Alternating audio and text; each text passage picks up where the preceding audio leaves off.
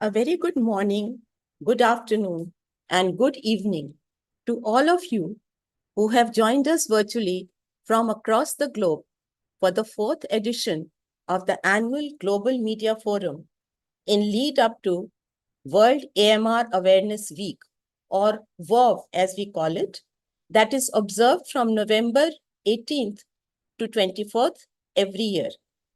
This Global Media Forum, which is co-hosted by Global AMR Media Alliance, or GAMA, and CNS, is being organized to sustain and support media understanding and communications on the key aspects of antimicrobial resistance, which we often refer to as AMR, and strategies in controlling AMR across human, animal, plant, and environmental health sectors. Thanks to the WHO and the Quadripartite for their consistent support and guidance in our efforts to raise media awareness on the critical issue of AMR. Although drug-resistant tuberculosis, for example, existed soon after the advent of the anti-TB medicines almost 70-80 years ago. But in recent times, it got a major spotlight only when about 20 years back, a US lawyer who was presumed to have extensively drug-resistant tuberculosis flew to Italy, pressing the panic button for the global north. The World Health Organization had said then that drug-resistant TB is a man-made problem, and rightly so. Being essentially preventable, drug-resistant tuberculosis was so unacceptable and continues to be so. Same goes for AMR. Misuse and overuse of medicines is unacceptable and essentially preventable. Be it infection control or access to early and accurate diagnostics for a range of diseases and linkage to effective standard medicines without any delay, along with universal access to existing vaccines for everyone with equity and rights. All of this is critical if we are to walk the talk on health for all and all for health. When even one death is a death too many, how can AMR be wrongly called a silent pandemic when it directly kills over 1.2 million people and is associated with almost 5 million deaths every year? While future forecasts indicate that AMR deaths are likely to rise steadily in the coming decades, estimates also suggest that improved access to healthcare and antibiotics, alongside expanded prevention and infection control measures, could save 92 million lives between 2025 and 2050. We will hear more about all this from our experts today. Some quick housekeeping announcements before we begin. Participants, please type in your questions and comments in the Q&A box. Not the chat box, please, but in the Q&A box, even as the speakers present. You do not have to wait till the end of the session to do so. Please also mention the name of your media outlet. We will take up as many questions as possible once all the speakers have presented. Only questions relevant to the topics under discussion today will be taken up. Without any further ado, I invite our first speaker, Felix Lia, member of the WHO Task Force of AMR Survivors, to share his lived experience of AMR. Welcome, Felix.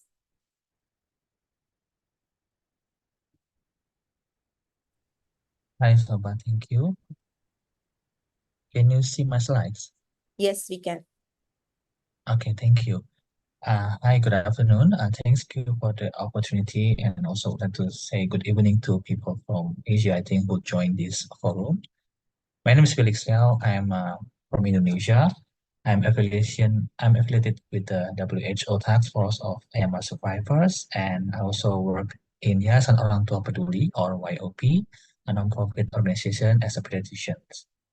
And as we know that AMR is underreported, but We also know that the AMR causes impending disasters, multiple impacts to human health, animal health, food safety, climate crisis, and economic crisis. So due to this problem, WHO would like to share and give the human face to increase awareness about the AMR. So me and other 12 and other 11 members was inaugurated in Geneva on 2023, and these are us.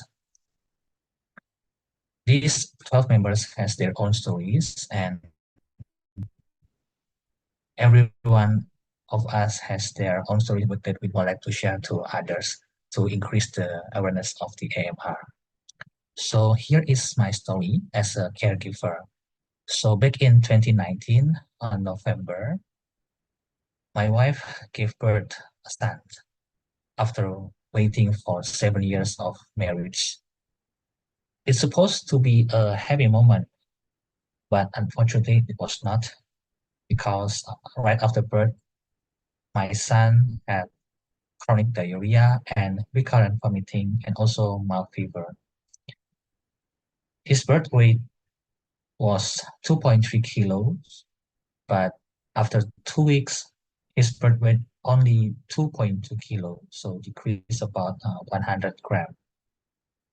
Because of the diarrhea recurrently and also the vomiting, me and also me, I work also as a pediatrician. I try to challenge him with specific formula milk, but it did not give any improvement at all. So me and my wife took him to the hospital. The doctor in charge at the time diagnosed my son as a sepsis because of the fever, because of the diarrhea, vomiting, and some of the laboratory tests showed elevated of the marker infections. Then he was treated with antibiotics. The first line antibiotic was amoxicillin and gentamicin. But because again there was no improvement at all, and the doctor still diagnosed him as a sepsis again. The doctor escalated the antibiotics from first line to second line of antibiotics and the third line of antibiotics called meropenem. He was hospitalized more than 2 months, and after 2 months, also no improvement at all. My son still had the diarrhea and vomit, and it took a long time to have the proper diagnosis. So I talked to the doctors, should we think other possible diagnosis other than sepsis? Because we already gave multiple antibiotics, but my son still had diarrhea and still vomiting. Then the doctor asked me to test the genetic, and we sent the blood to the abroad to German.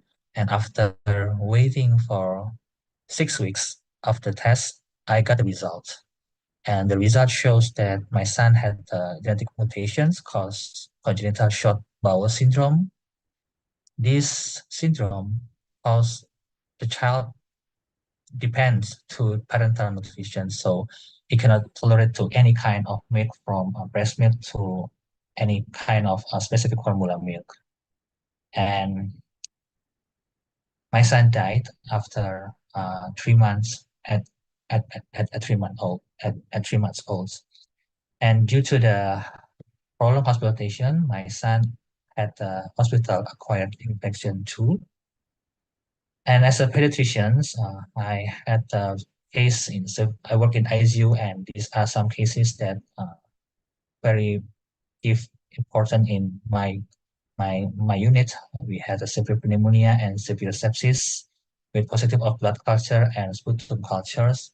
For example, Serratia marcescens, Staphylococcus aureus, and also the Acinetobacter baumannii. And the lesson learned that I would like to share from my stories as a pediatrician and also as a caregiver, we should give antibiotics when we already have a proper of diagnosis. And we should be aware of hospital-acquired infections, because the hospital-acquired infections keep rising in the statistic. And me and YOP, the organization, the non-profit organizations where I work in Indonesia, also took part in these publications in newspapers about the antibiotics. And what we have done to community, we give lecture to medical students, to local CSO, sharing campaign, simple campaign to community, online sharing to newspaper media, and also we publish books about germ book for kids. And in WHO, 12 of us share our stories in the media, for example, in Guardian, in Tribune, and Brown magazines, also in the internet. And we make campaign, as you can see in this slide, and also you can scan the barcode. The campaign from us, the task force is AMR is invisible, but I'm not. So it can happen to you, it can happen to me. AMR is invisible, but I'm not. So we would like to empowering the patient voice in healthcare decisions. Thank you. Over to you, Soba. Thank you very much, Felix, for giving a human face to AMR. Excuse me. And reminding us that behind statistics and data, there are human beings, and that AMR, as you said, can affect any one of us in some way or the other, and sometimes with dire consequences. We share your pain, and our prayers and good wishes are with you to bear your irreplaceable loss. And also thank you for the good work you are doing to help others not face what you had to. And you mentioned a very important point there from your own lived experience about the need for correct and timely diagnosis and giving the correct medicines only once the diagnosis has been made and confirmed. Thank you very much, Felix, for being with us here today. I am now honored to invite Thomas Joseph, head of the AMR Awareness Campaigns and Advocacy at World Health Organization and chair of AMR Awareness Working Group for the Quadripartite, to deliver his keynote address. Welcome, sir. Thank you. Thank you very much. I'm going to try to share my screen. 1 second. I don't see that coming. And thank you very much, Felix, for those, really powerful sharing. Yeah, here it is. Okay. You see this? Yes, we can. Okay, very good. All right. Well, I'm going to try to just start by briefly explaining what is AMR. So, we understand why we are here. So what are antimicrobials? When we talk about AMR, we have to start with antimicrobials. There are different types of antimicrobials, like antibiotics, which treat infections caused by bacteria. And I guess this is the one that is most easily understood across the world. But there are also antivirals, which treat infections caused by viruses, such as HIV, for example, or antiparasitics, which treat infections caused by parasites, such as malaria, for instance, and antifungals, which are used to treat infections caused by fungi, such as yeast infections, or, the jock itch, as it is called. So these medications, when they stop working, we say antimicrobial resistance occurs. So antimicrobial resistance occurs when bacteria, viruses, fungi, and parasites no longer respond to antimicrobial medicines. As a result of drug resistance, these antibiotics and other antimicrobial medicines become ineffective, and infections become difficult or impossible to treat, increasing the risk of disease spread, severe illness, disability, and death. So AMR really threatens our ability to treat common infections, to perform life-saving procedures, including cancer chemotherapy, cesarean sections, hip replacements, organ transplantations, and other surgeries. Even the minor infections can become difficult, and lead to amputation, for example, because of resistance. So what drives AMR? What drives resistance? Well, if you look across sectors, in the human sector, the terrestrial, aquatic, animal sector, or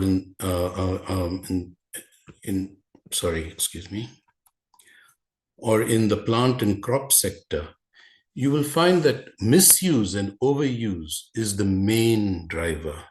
We don't use antimicrobials as they are intended to be used, and we overuse them. Think about in human health, just think about the COVID pandemic, which was a viral pandemic, but so many millions across the world were being given or administering to themselves antibiotics, which have no effect.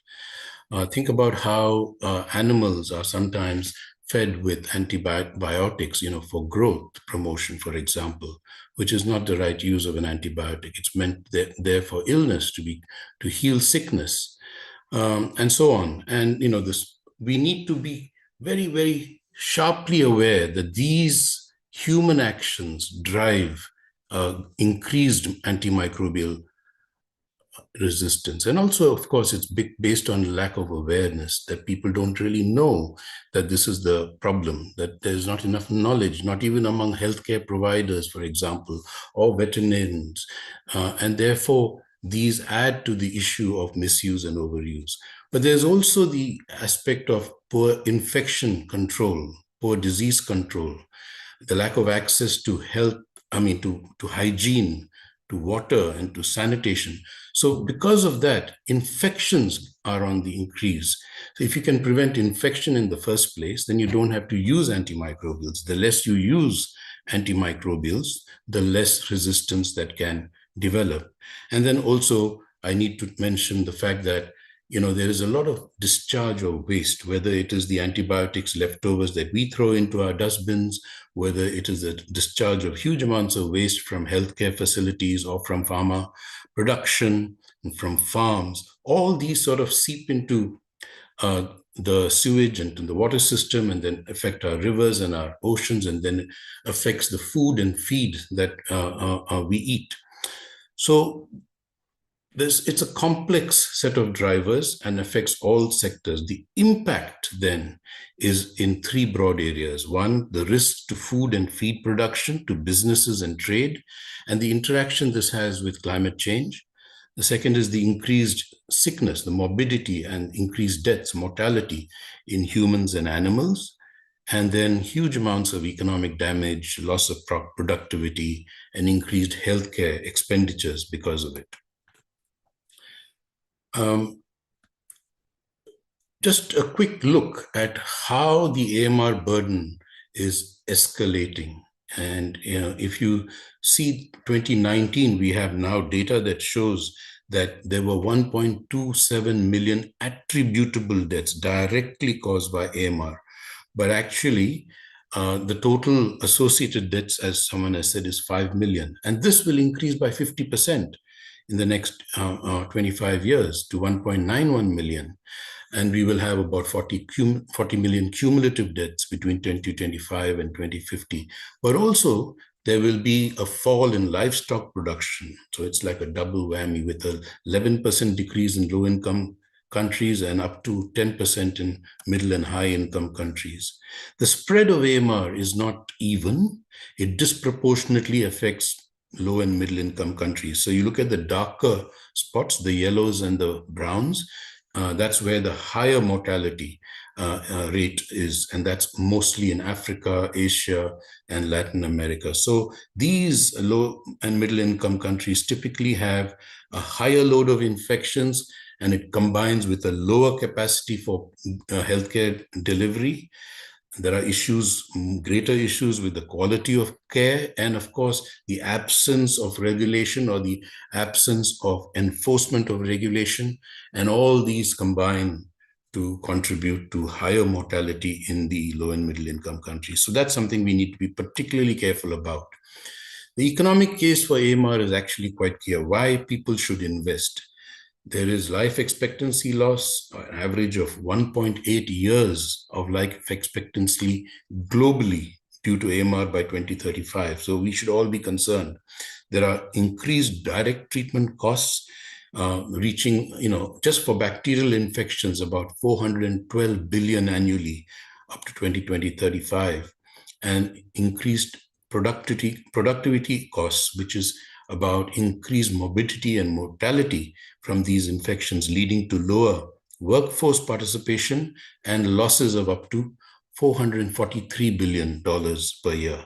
On the other hand, if we actually invested in AMR interventions and implemented it globally across sectors, we expect that, and at a cost of about 46 billion per year, we believe that the yield per dollar will be between 7 to 13 for every dollar spent by 2050.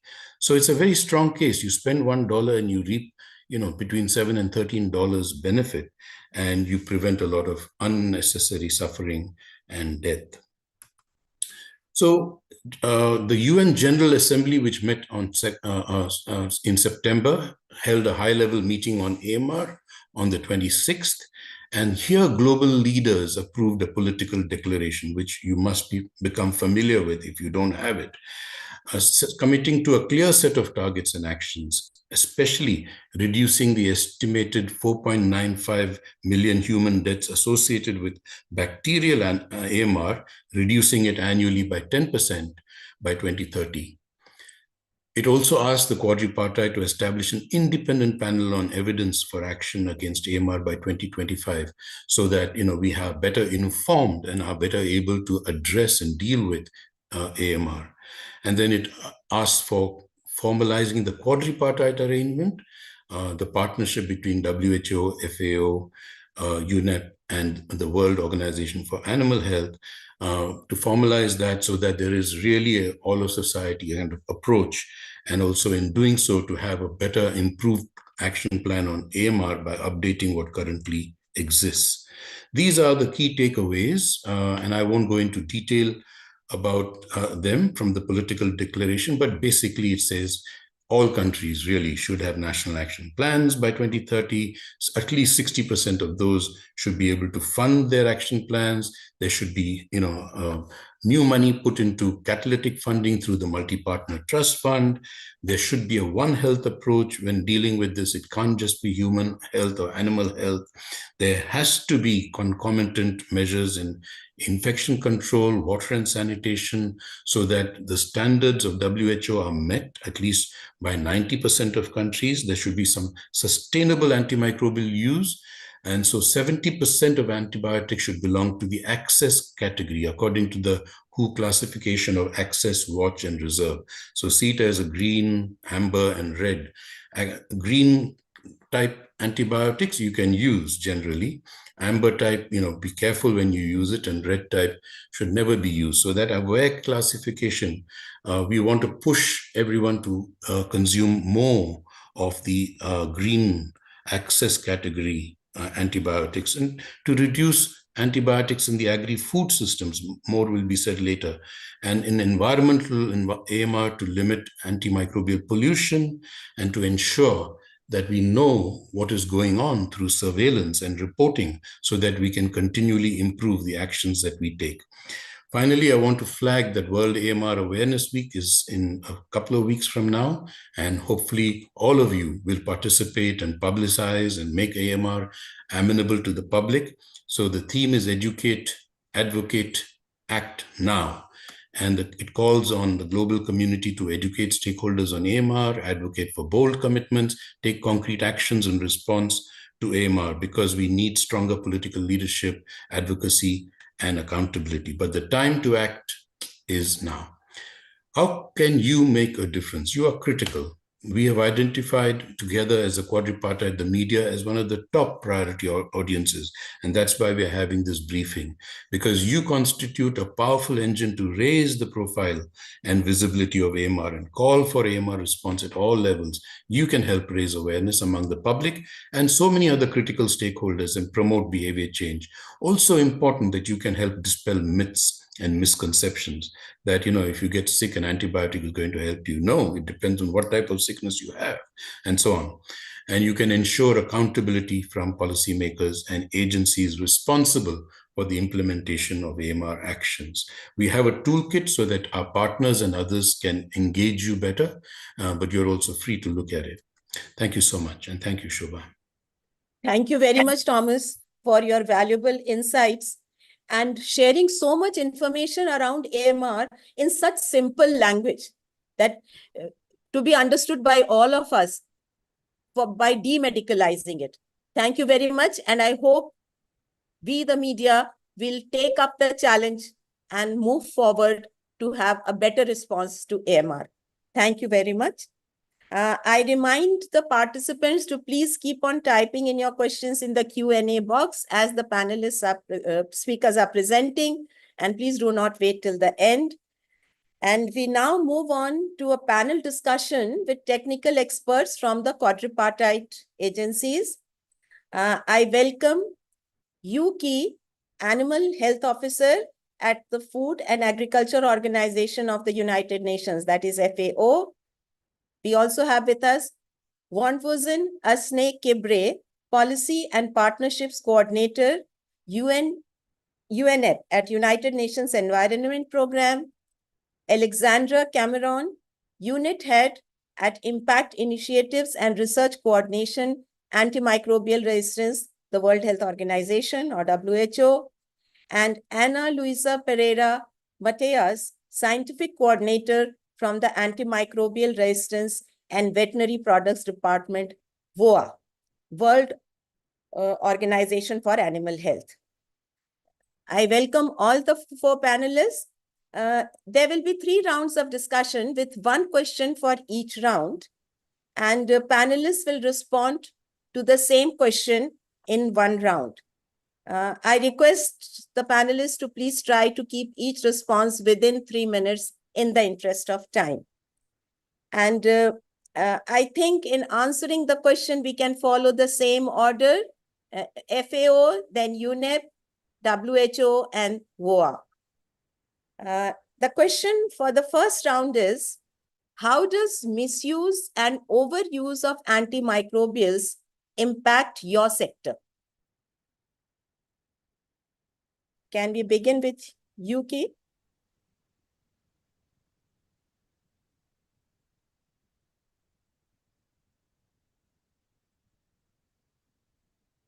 Sorry, Yuki, you are on mute, perhaps.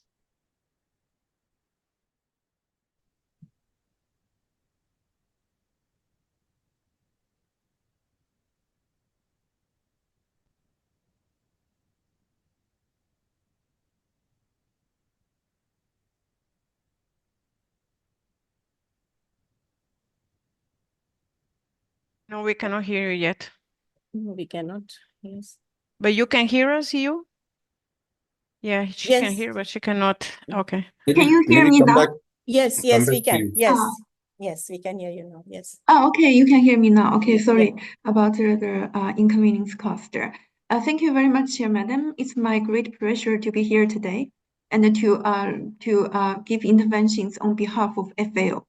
So, as you know, that AMR is a One Health issue. It represents the growing challenge to the agri-food sector with serious consequences for animal health, food safety, and also the global food security. In animal health, AMR undermines the effectiveness of antimicrobial drugs used to treat infections in livestock, in companion animals, and those treatments have become less effective. More and more animals, they are suffering from the difficulty to get timely treatment against the infectious disease. So they are also suffering from higher mortality rates and reduced productivity. As you may know it very well, that the World Bank projects that in a high AMR impact scenario, the livestock production in low-income countries could decline by 11% until 2050. This could pose a significant challenge to ensure the food safety and also the livelihood of farmers whose income are mostly relying on producing animals for their household. AMR also poses a significant threat to food safety.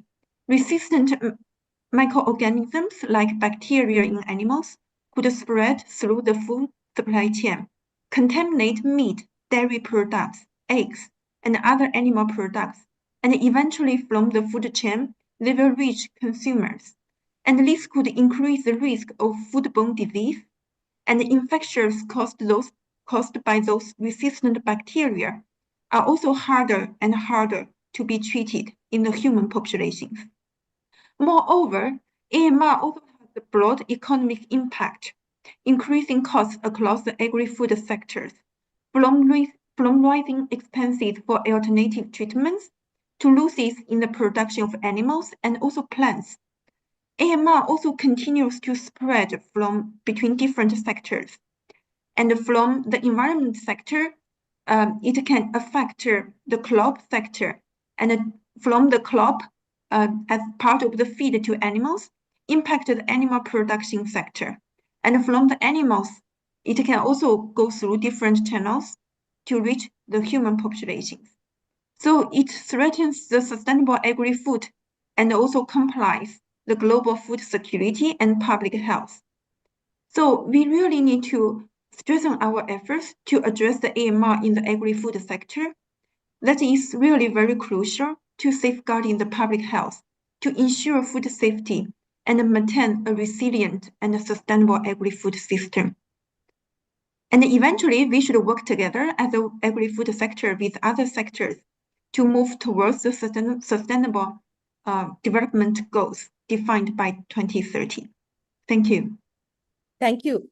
Can we move on to, can we hear from Warnsvosen about how AMR is impacting your sector?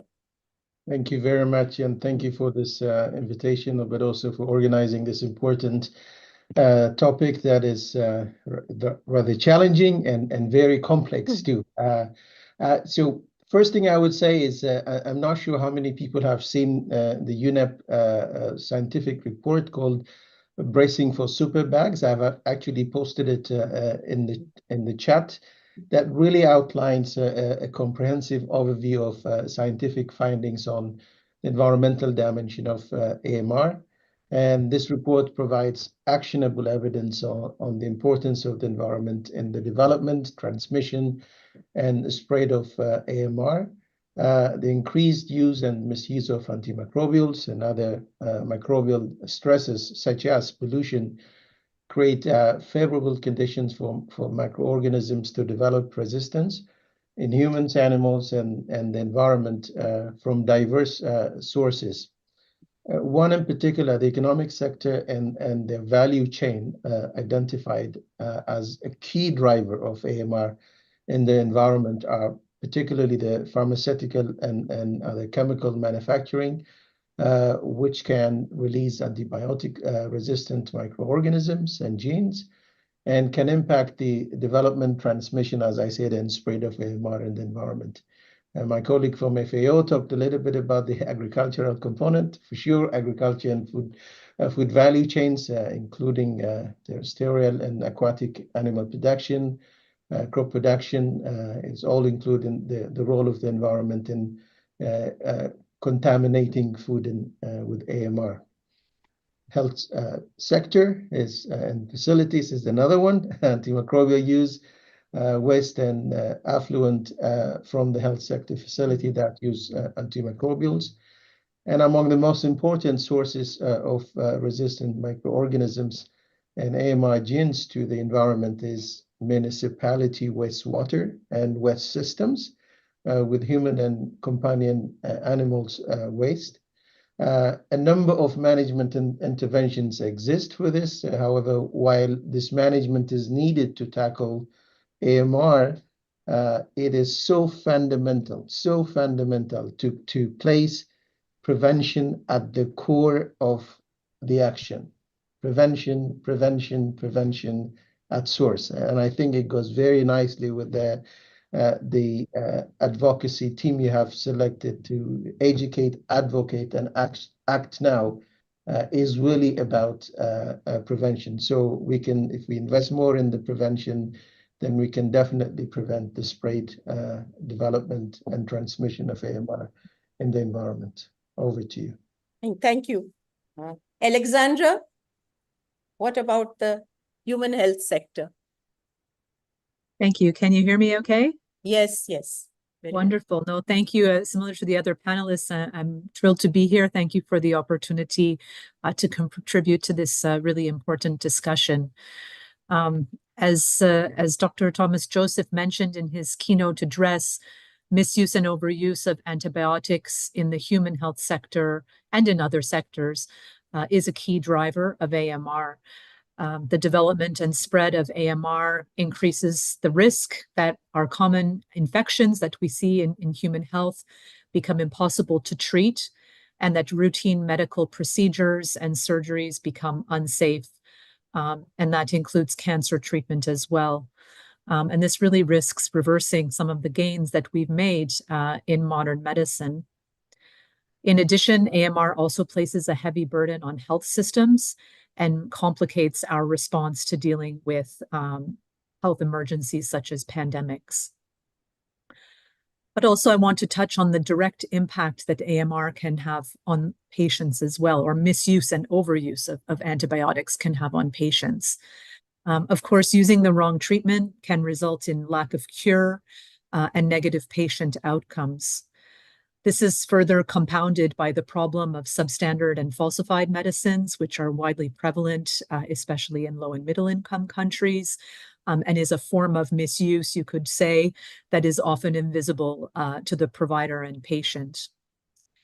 Overuse can also lead to medicine stockouts, making effective treatments unavailable to other patients who desperately need them. And when stockouts of antibiotics occur, we have provider surveys that show us that providers are often forced to use either suboptimal treatments, so looking at alternative suboptimal treatments, or treatments that are much more expensive than what would be the first line of therapy. When products are used that are meant to be used sparingly and only in the case of multi-drug resistant infections, overuse can actually quickly drive resistance to these products. Overuse also creates inefficiencies in the health system. So it creates inefficiencies in how our precious health budgets are allocated and spent, leaving overall just less funding available for other treatments and services. So that's a little bit about misuse and overuse, but I think with AMR, we also have the paradox that misuse and overuse coexists alongside a lack of access to effective antimicrobials. And in low and middle income countries, lack of access is actually causing more deaths than AMR itself. Our older antibiotics are often not available due to a number of health system challenges, but also because they've become so inexpensive that the market authorization holders are often exiting the market due to lack of returns.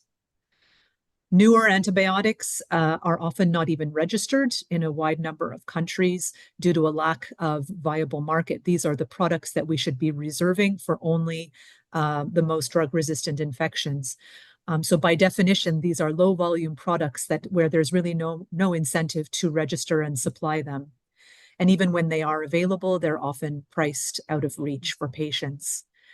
So in addressing AMR in the human health sector, I think it's important to consider misuse and overuse and interventions to address this, but also importantly, looking alongside at interventions that are needed to ensure equitable access to quality products. Thank you. Thank you. We will come to that part in the next question. Okay, so we'll take your inputs there again. Anna, how is the misuse and overuse of antimicrobials impacting your sector? Hello, everyone, and thank you so much for the invitation to participate in this very inspiring initiative. I think this is very important to engage with the media. So on our side, we also believe, like FAO and our colleagues, that the misuse and overuse of antimicrobials does undermine the efficacy to critical antimicrobials for both human and animal health, because of the emergence of antimicrobial resistance. And this makes it much more difficult to treat common infections and diseases in animals, because we then become we have no therapeutic options to treat these infections, and then we have issues with mortality and morbidity, as mentioned by my colleague from FAO, and therefore this can have a serious impact on animal health and welfare, but not only on food production animals, also on companion animals that often live very closely contact with humans. As in human medicine, we also have the same paradox. So that means that any interventions or anything that we do in terms of antimicrobial resistance interventions then can have also an impact on access. And we have to remember that in many countries, particularly in low and middle income settings, people don't have access to essential medicines to treat their animals. So therefore, this is something that we always have to keep into mind. Now, when we're talking about access to or antimicrobial resistance in food production animals, we need to consider that it also has impact on livelihoods because of decreasing the productivity, and it also has an impact on local economies. We need to remember as well that only up to 1 in 5 people in the world depend on production animals to secure their livelihoods. So that means that if they lose their livelihoods, they will not be able to send the kids to school. They will not be able to pay for healthcare. They will not be able to purchase other things they need to survive. So that's very important to keep into mind. So for instance, we have recently published the ECO-AMR series report in which we did economics on the impact on the microbial resistance on animal health. And we have determined that the cost of inaction would actually, in terms of the impact of antimicrobial resistance in livestock alone, could reduce the global GDP by over $74 billion US dollars per year. And it could result in food insecurity in over 2 billion people. And this is using existing data to make these predictions. So this is very important to keep into mind that actually doing something to curb resistance actually will have a higher, probably lower cost than if we don't do anything. So that's very important because the health of animals is also very interconnected with human health. And I'll stop there. Thank you very much. Thank you very much, Anna. And the question for the second round is, what steps are being taken, specifically being taken to prevent AMR in your sector? And we would start with you again. Thank you very much, Madam Chair. So in the joint battle against AMR, from the agri-food sectors, we must promote the prudent use of antimicrobials and support the development of alternatives to the antimicrobials, and also strengthen the surveillance system to better monitor AMU and also the spread of AMR.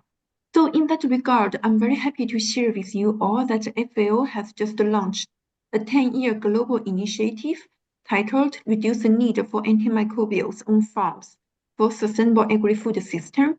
So the acronym is RENOFARM.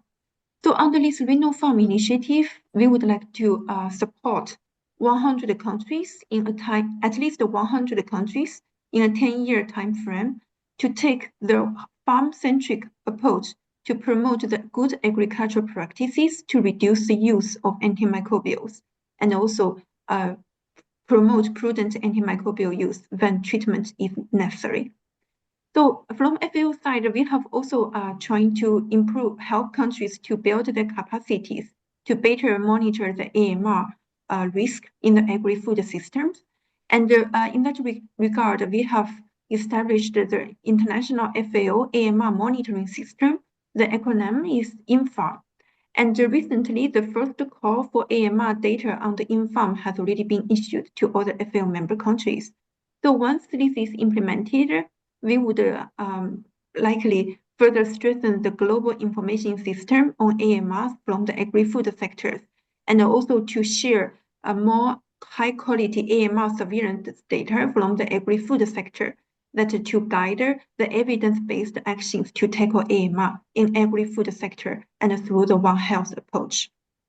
So FAO, in close collaboration with our quadripartite partners, WHO, WAAW, and UNEP, we are fully committed to leading the integrated response towards AMR. And so far, many success have already been achieved in the agri-food sectors. For example, like AMR has already been included in more and more professional education and also in service training for agri-food service providers. And also more and more technical guidelines have already been developed to guide good agricultural practices and also on prudent antimicrobial use, and also for the surveillance of AMR and AMU. In addition, antimicrobial stewardship programs have also gained greater awareness and also increased application at the different facilities in the agri-food sector. Despite of all those progress and achievements, significant challenges still exist. For example, in many low and middle income countries, the awareness and knowledge on the risk of AMR and prudent AMU still remain at low levels. And therefore, malpractices still widely exist. For example, like Dr. Thomas have already mentioned earlier in his keynote speech, in fact, it's very similar in the agri-food sectors that antimicrobials, antibiotics may be misused to treat disease caused by viruses, often due to their inaccessibility to the laboratory diagnosis and also insufficient knowledge and awareness on prudent antimicrobial use.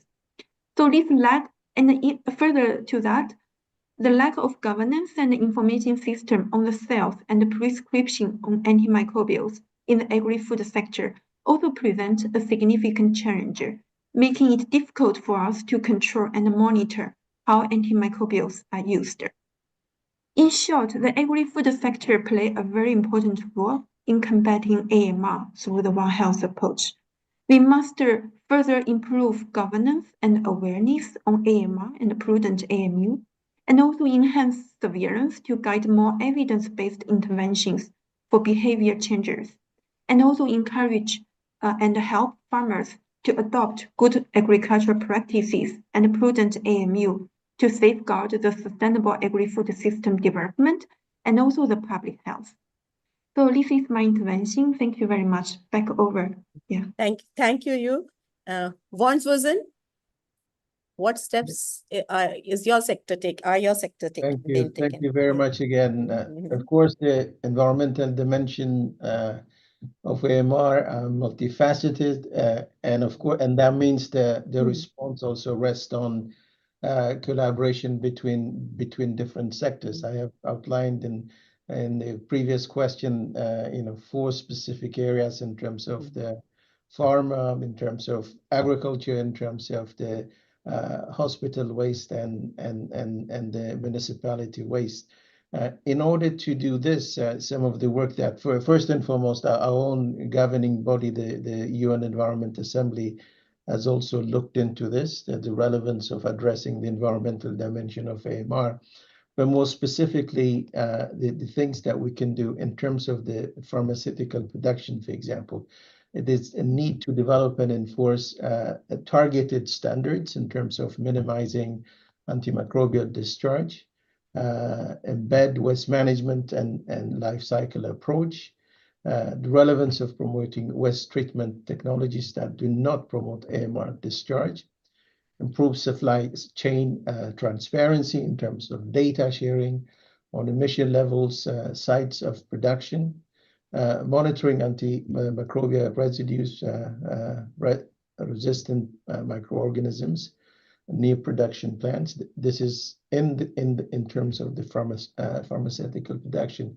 But when you go to the agriculture and food value chain, of course, my colleague from FAO has outlined a few of them, but what we're pushing is reduce antimicrobial use in food animals by improving animal health,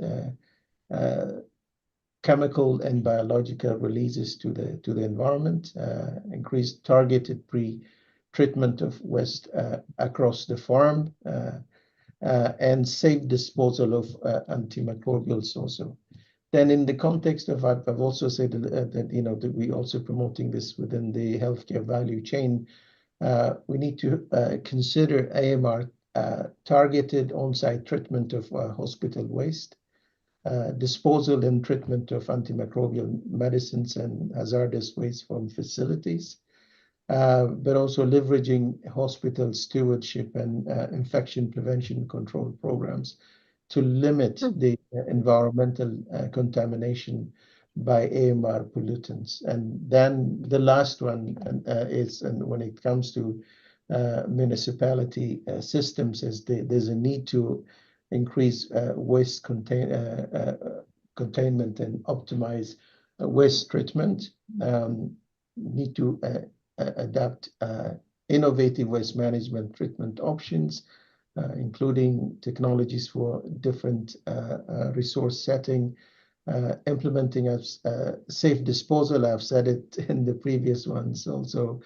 And lastly, also within the municipality system, improve hygiene through behavioral intervention. It's so important. I know you're doing this in terms of raising awareness, and I say the AMR is a challenging but also very complex issue, and it's so fundamental in terms of investing more in the context of behavioral intervention in this field. So I think these are the 4 areas at the moment where UNEP is investing its time and resources. Over to you.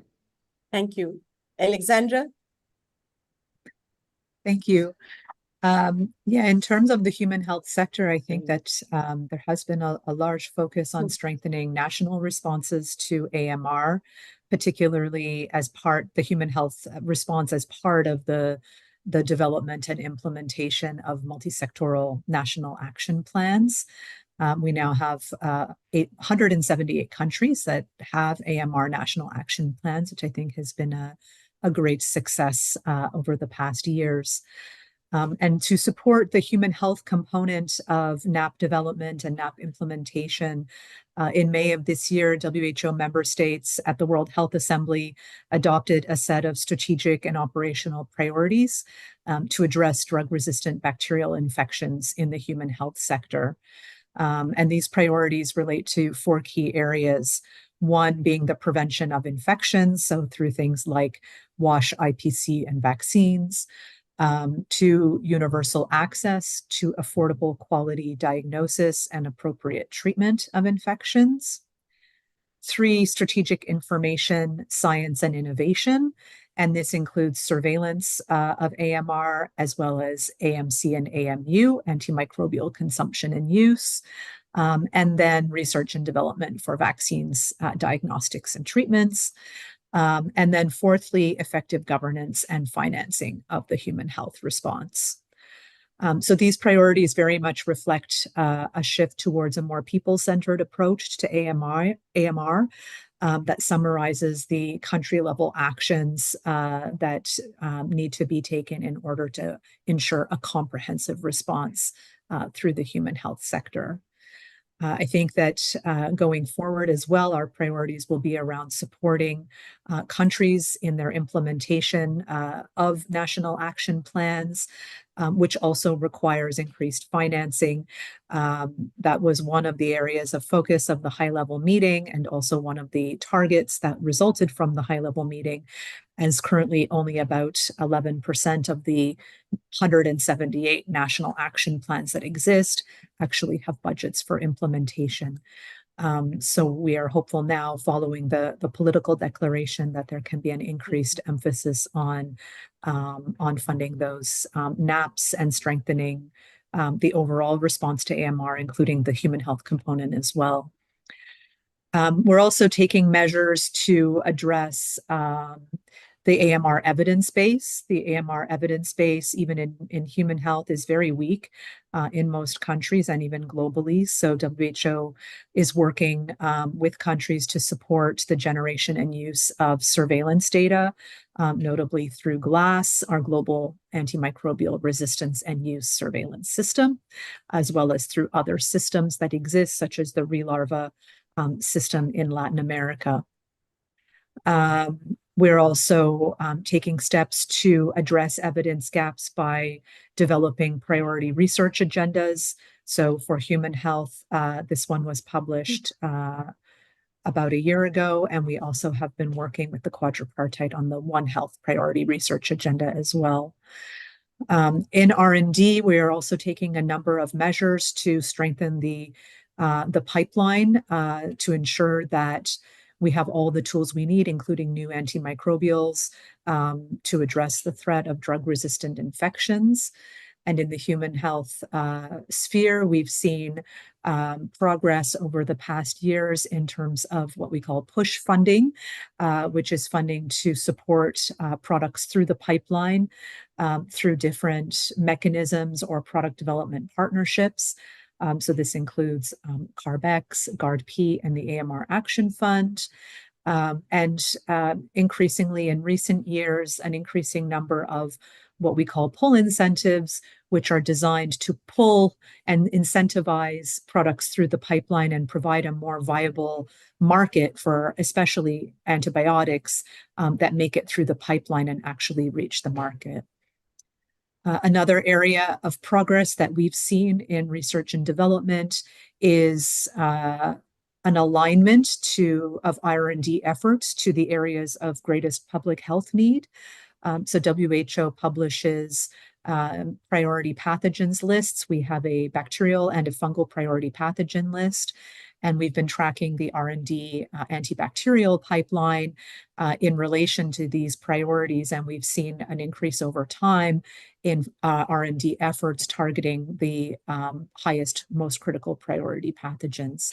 So I think there's still a lot of progress to be made, but some successes also to celebrate along the way there.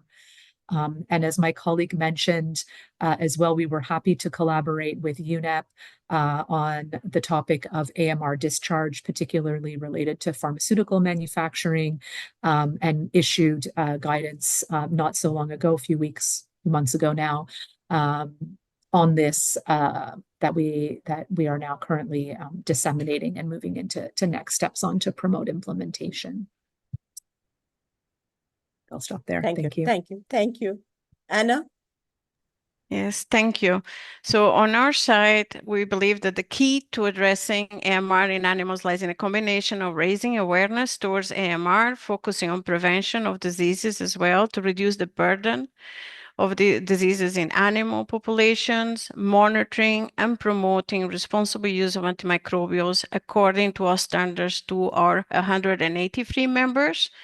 This is what WAAW is working on through the implementation of its strategy on antimicrobial resistance, which is fully aligned with the global action plan from WHO. We are working on making every actor in the animal sector aware that we must use antimicrobials responsibly to ensure they remain available for future generations. In terms of awareness raising, we have renewed our web content, so our information materials and awareness materials, making it more understandable for non-technical populations, for instance, concerning citizens and pet owners, which before we didn't address because we focus mainly on veterinarians and animal health professionals. So we have directed fact sheets and communication materials. Furthermore, WAAW has been supporting its members in monitoring AMU for more than a decade. We have the Animus platform, which is central in this effort. So it collects data from 160 countries, providing a critical global baseline for tracking antimicrobial use in the animal sector. So in Animus dashboard, the countries can measure trends, analyze their data, so they can assess how they are positioned or benchmarked against other countries, and monitor the impact of the policies they are implementing and how they're progressing in implementation of their national action plan efforts, identify areas where antimicrobial use needs to be reduced. We also monitoring, we also have some countries that still use antimicrobials for growth promotion. Is less than 1/3 of the countries. And unfortunately, many of these countries are still not using risk analysis to select the antimicrobials they're doing that. And they are also using, some of them are also using antimicrobials that are critically important for both humans and animals. So this is a challenge that we're working on with our members to address, because they're going against what our recommendations are and what the recommendations from Codex are. And we are trying to promote for countries to use best farming practices to enhance productivity that don't involve critically important antimicrobials in animals.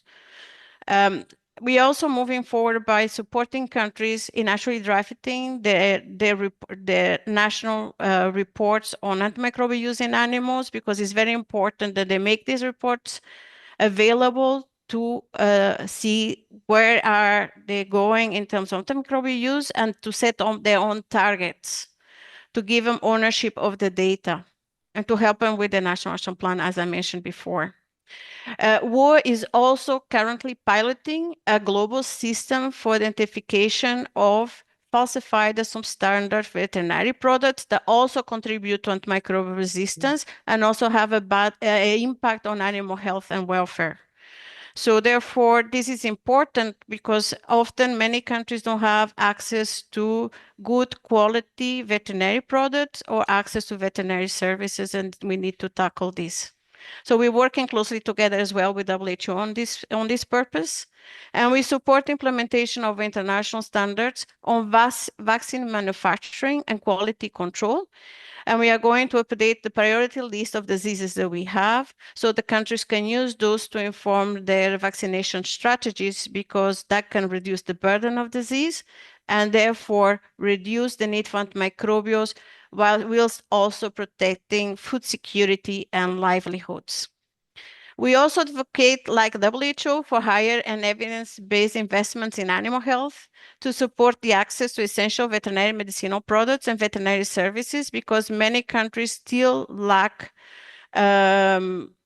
strong veterinary service and tools, so they can address the challenges posed by antimicrobial resistance. So WAAW, we are working on capacity building initiatives on addressing animal health issues and antimicrobial resistance, and to strengthen their national legislation on AMR. So this is also an effort that's being conducted together with the Quadripartite. And we're also calling for the funding to be more equitable when addressing AMR in animals. Currently, only 10% of research and development funding is going towards new medicines or new diagnostic tests in animal health, and the rest is going to human health. And it's interesting to hear WHO saying that we need more funding as well on WHO, because we also have that issue on animal health. And I'll stop there. Thank you so much. Thank you very much. Now, in the interest of time, there is one question left. Moving from promises made in the political declaration of the UNHLM on AMR to its implementation, I would request the panelists to just point out one most important action which your sector can take to move from promises to implementation of that. And please do not take more than 1 minute for your submission, because we've already overstepped the time. So we will begin with you. Thank you very much, Madam Chair. I will be concise. Yes. So indeed, the UNGA 2024 High-Level Meeting AMR Declaration is a milestone in the global AMR control efforts. And from FAO side, we fully support, and we are super passionate to implement it. So to translate the high-level declaration to the on-the-ground activities. So from FAO, as you know, that we have country offices in over 130 countries. And by these widespread country offices, FAO has been able to support member countries to implement the farm-level approach to promote good agricultural practices and reduce the risk of AMR at the farm production level. So one of the key approaches that probably you are already familiar with is the AMR Farmer Field Score. That is really to showcase what are the good practices that can reduce the disease risk, reduce the use of antimicrobials, and promote the use of antimicrobials in an optional and prudent way when treatment is unavoidable, and also to monitor the antimicrobial use in the good way. So those farmer field score and the FAO Renal Farm Global Initiative could really be the strongest tool that could help FAO to support its member countries to further implement the UNGA declaration And also, we are very happy to report the progress to the follow-on meetings. Thank you very much. Thank you.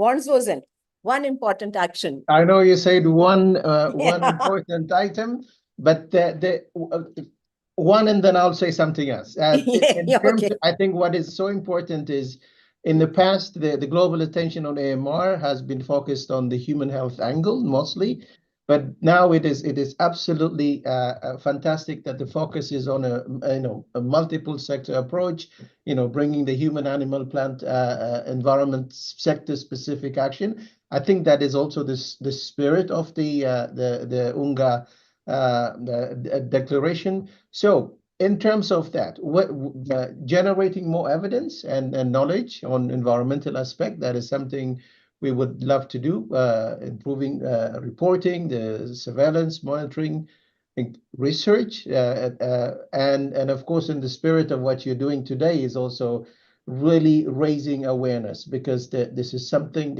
we can, as you put it eloquently, we cannot just continue to call it the silent pandemic when it is actually wiping out millions. You've seen the Lancet report Yes. that is so terrifying. So Yes. I think more on raising awareness what this is all about. And if we do that, we contribute to reducing the burden of AMR on society, but also in the context of tackling the triple planetary crisis of climate, biodiversity loss, and pollution. So I think educate, advocate, act is what I can say again and again. Over to you. Thank you. Thank you. Alexandra? Sure. Yeah, I'm going to cheat for this question and say that I think one of the most impactful actions that could result from the commitments of the high-level meeting is an accelerated implementation of multi-sectoral One Health national action plans for AMR. And within those plans, of course, all of the other interventions are contained within, all of the country level interventions are contained within it.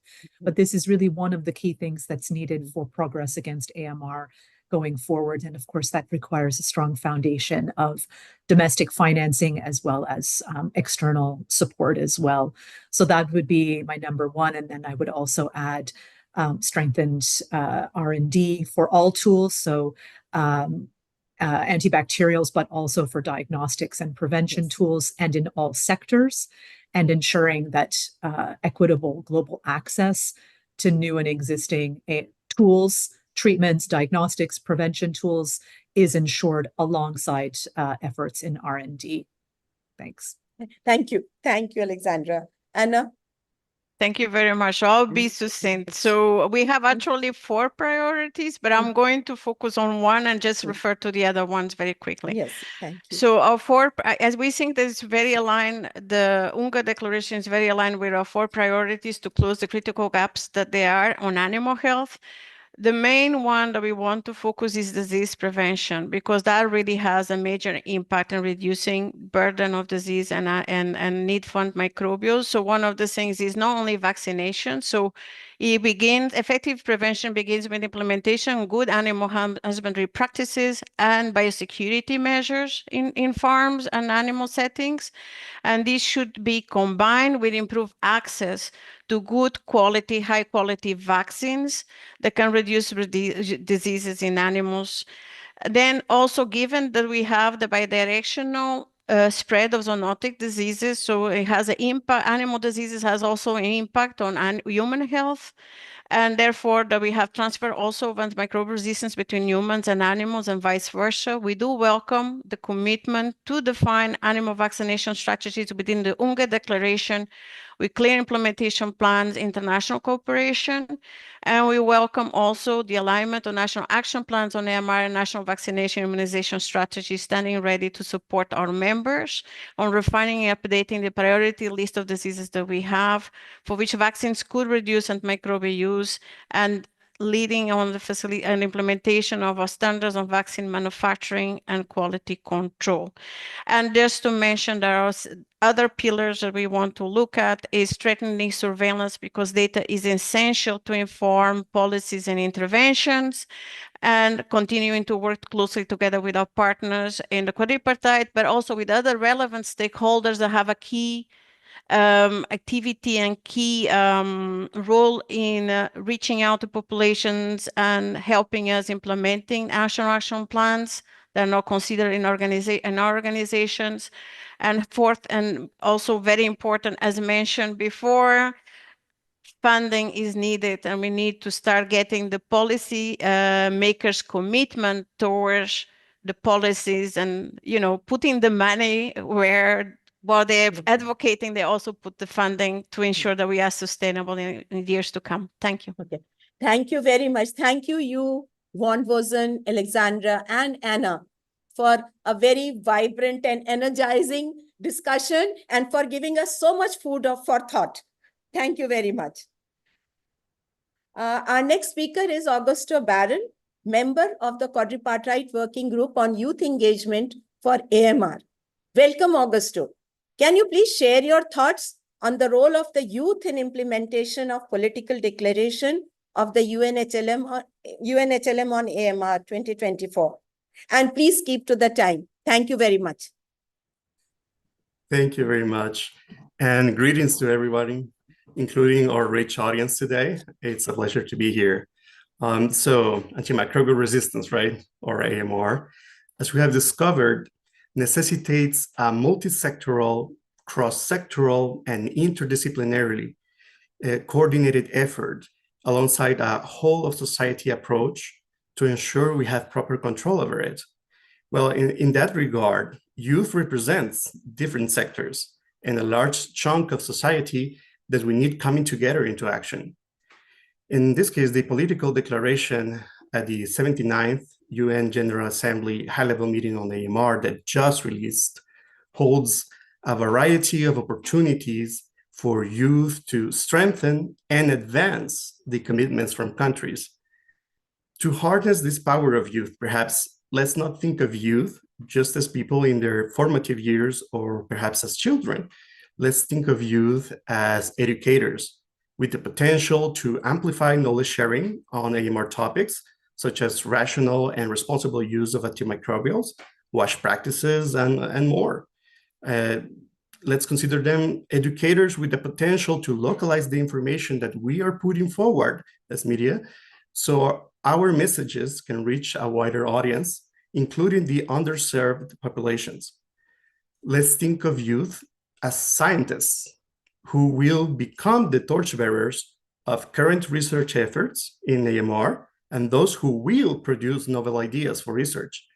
Those who will and are currently spearheading evidence synthesis on the state and the needs of populations regarding AMR.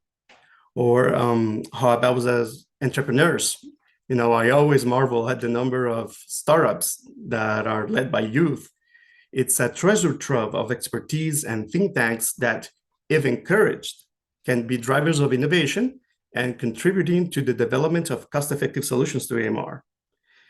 Remember that we are advocates with the capacity to mobilize peers and bring forth change through campaigns that can fortify new and existing efforts, such as perhaps the introduction and improvement of the availability of current and newer antimicrobials across countries, to perhaps strengthen the availability of diagnostic resources, to improve the educational curricula in AMR.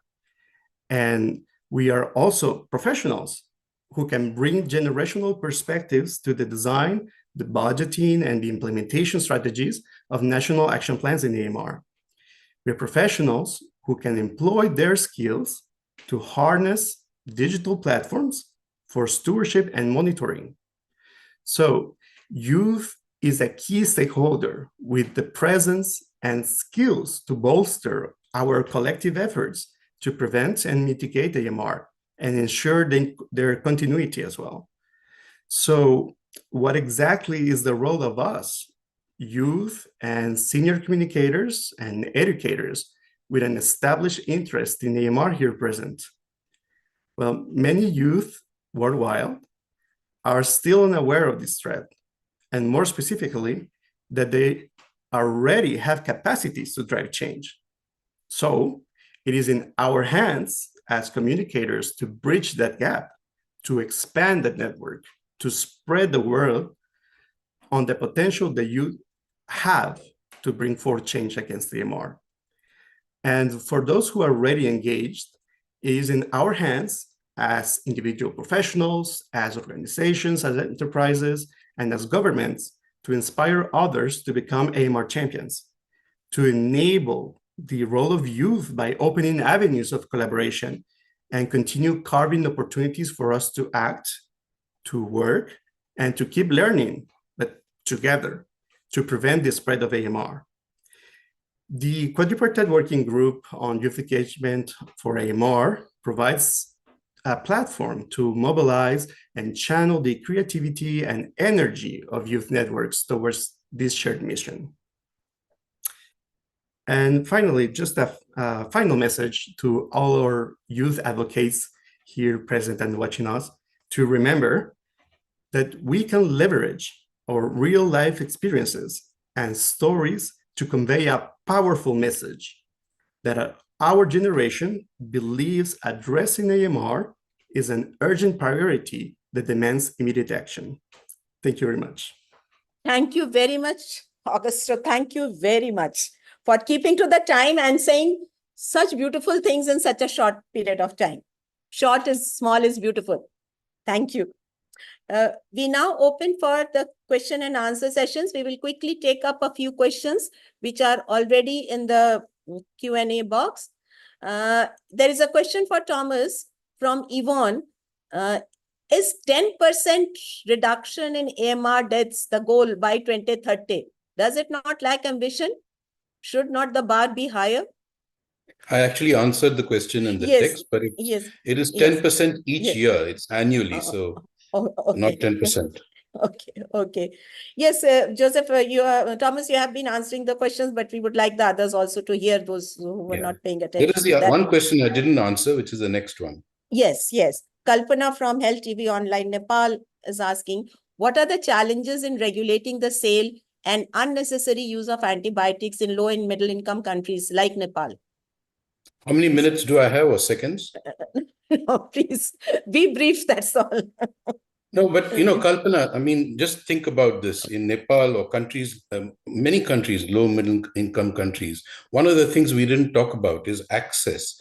Just as important an issue as misuse is, there is a probably greater issue that so many millions don't have access to the antimicrobials they need.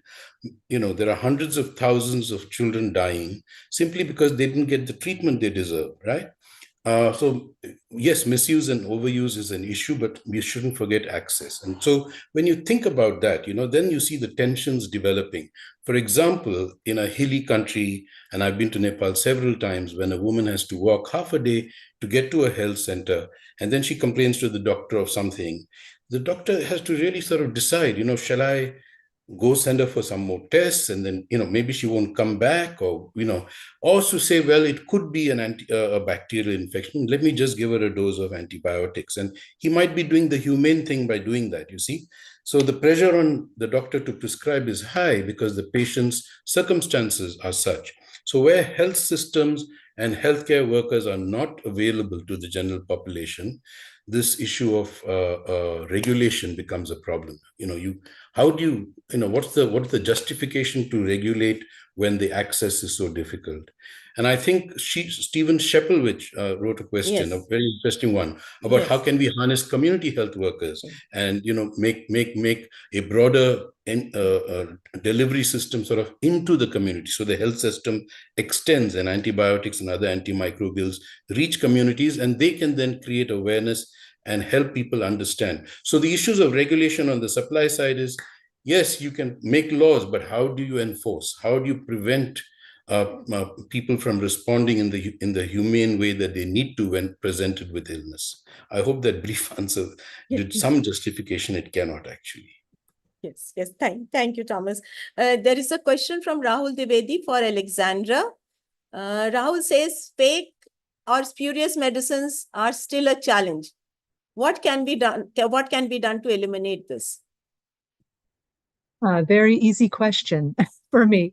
No, I think that first of all, I mean, it's a multi-pronged approach, and I think really substandard and falsified medicines need to be looked at differently. So substandard being one category and falsified being another. I think the responses to each are quite different, and the issues between each are quite different.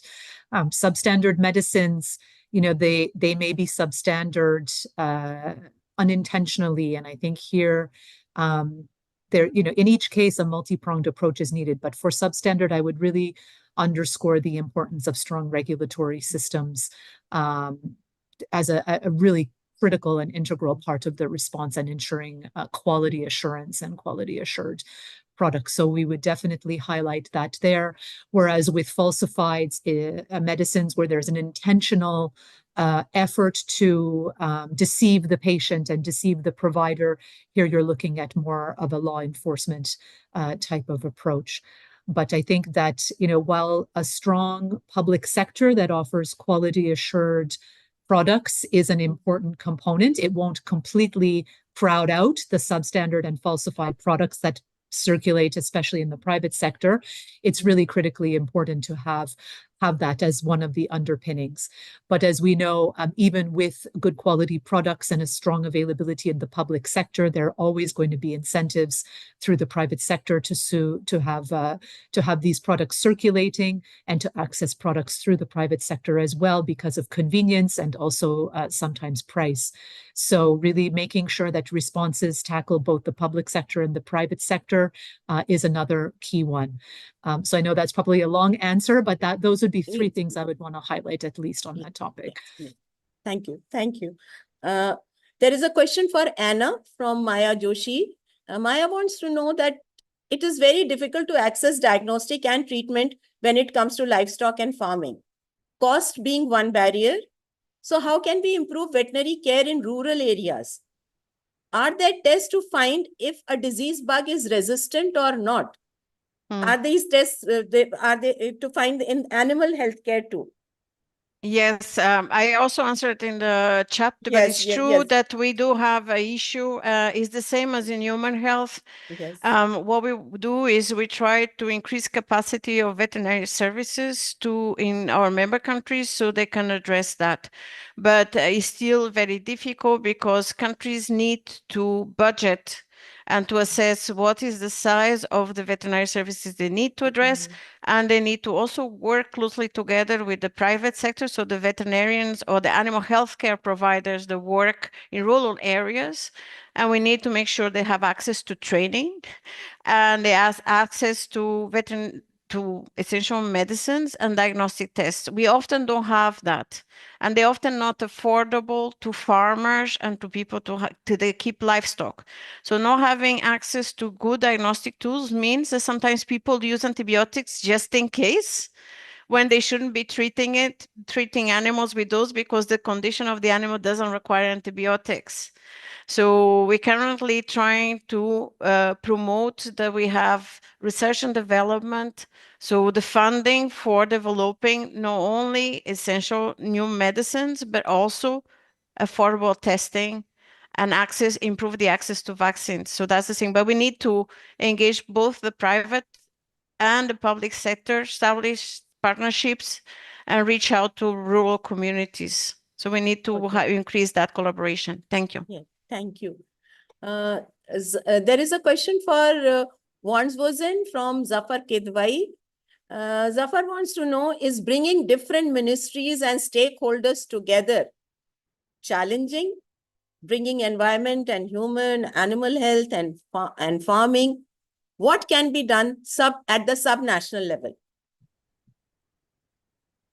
It is not only in government, in any organization, even sometimes you have difficulty bringing divisions together. So, but yes, the beauty is we should try harder. And I think one example I can give you is the work that we're doing with the Quadripartite, bringing in 4 different organizations, UNEP, WHO, FAO, and the World Organization on Animal Health to actually advance the One Health agenda. And I think that same principle can be translated at the subnational level in terms of bringing the different responsible authorities to come together at the sub-regional level to advance the same agenda. It's not multi-sectoral, cross-sectoral partnership is not an easy one. Yes. But we can, with a transparent flow of information and communication, it can be done. So I would encourage to do it rather than just to focus on the challenge of not working together. Over to you. Thank you. Augusto, there is a question I'm interested in knowing. Is there some program, or are the youth working towards engaging other youth from a lower level, not like the school children and college-going students, to make them aware of the hazards of AMR and create awareness there at the school level? Augusto, are you there?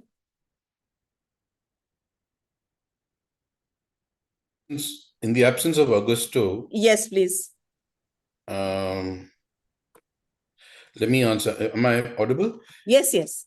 Yes, this is absolutely critical that we should have awareness on AMR, because this is a huge threat. Imagine the world going to a pre-antibiotic era when you died of the most minor infections. That's a horrifying idea. And young children should start learning about infection prevention and control, about washing hands regularly, keeping safe from infections. And as they grow older, they should understand about not misusing antibiotics, not having antibiotics every time you fall sick, not asking for medication all the time, but doing the rational use of drugs. And so we are working not just as a quadripartite, but with other agencies like UNESCO and UNICEF. We are working already with them to create a policy brief for school health and to include AMR in their existing school health programs. And we are also developing curricula for young professionals. So if you're a doctor or a nurse or a pharmacist, in your training, you're going to learn about AMR. So these are new initiatives. The world hasn't had them before. AMR is unknown even by these professionals. So we are hoping to fill the gap by including it in the curricula and making sure that at every level, people start appreciating the importance of AMR. So thank you for that question. It's absolutely critical. Thank you very much. And now comes the moment for which many of you have been waiting with bated breath. Yes, it is time for the Global AMR Media Awards 2024.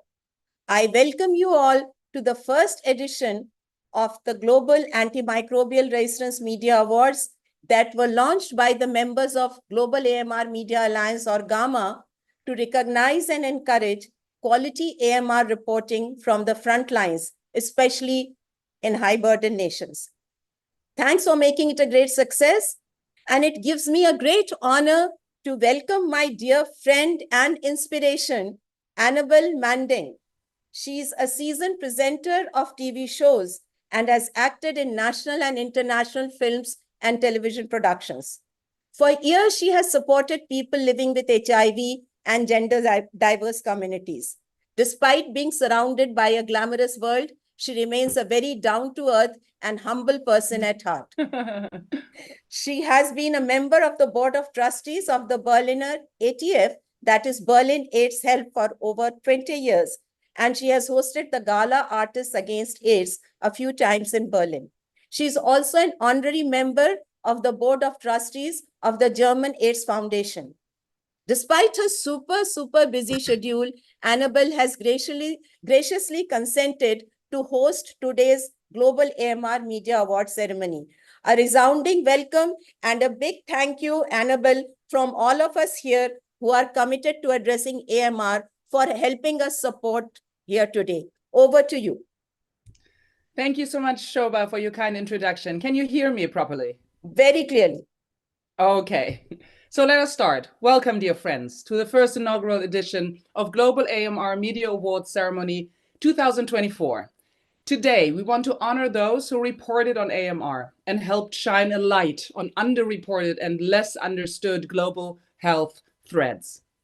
Imagine a world without antimicrobials, without antibiotics, antifungals, antivirals, and antiparasitics or other medicines. We need to save the medicines that protect us. We need to stop misuse and overuse of medicines that fuels antimicrobial resistance. So thank you to all 413 journalists from 43 countries that were nominated for AMR reporting during May to October this year.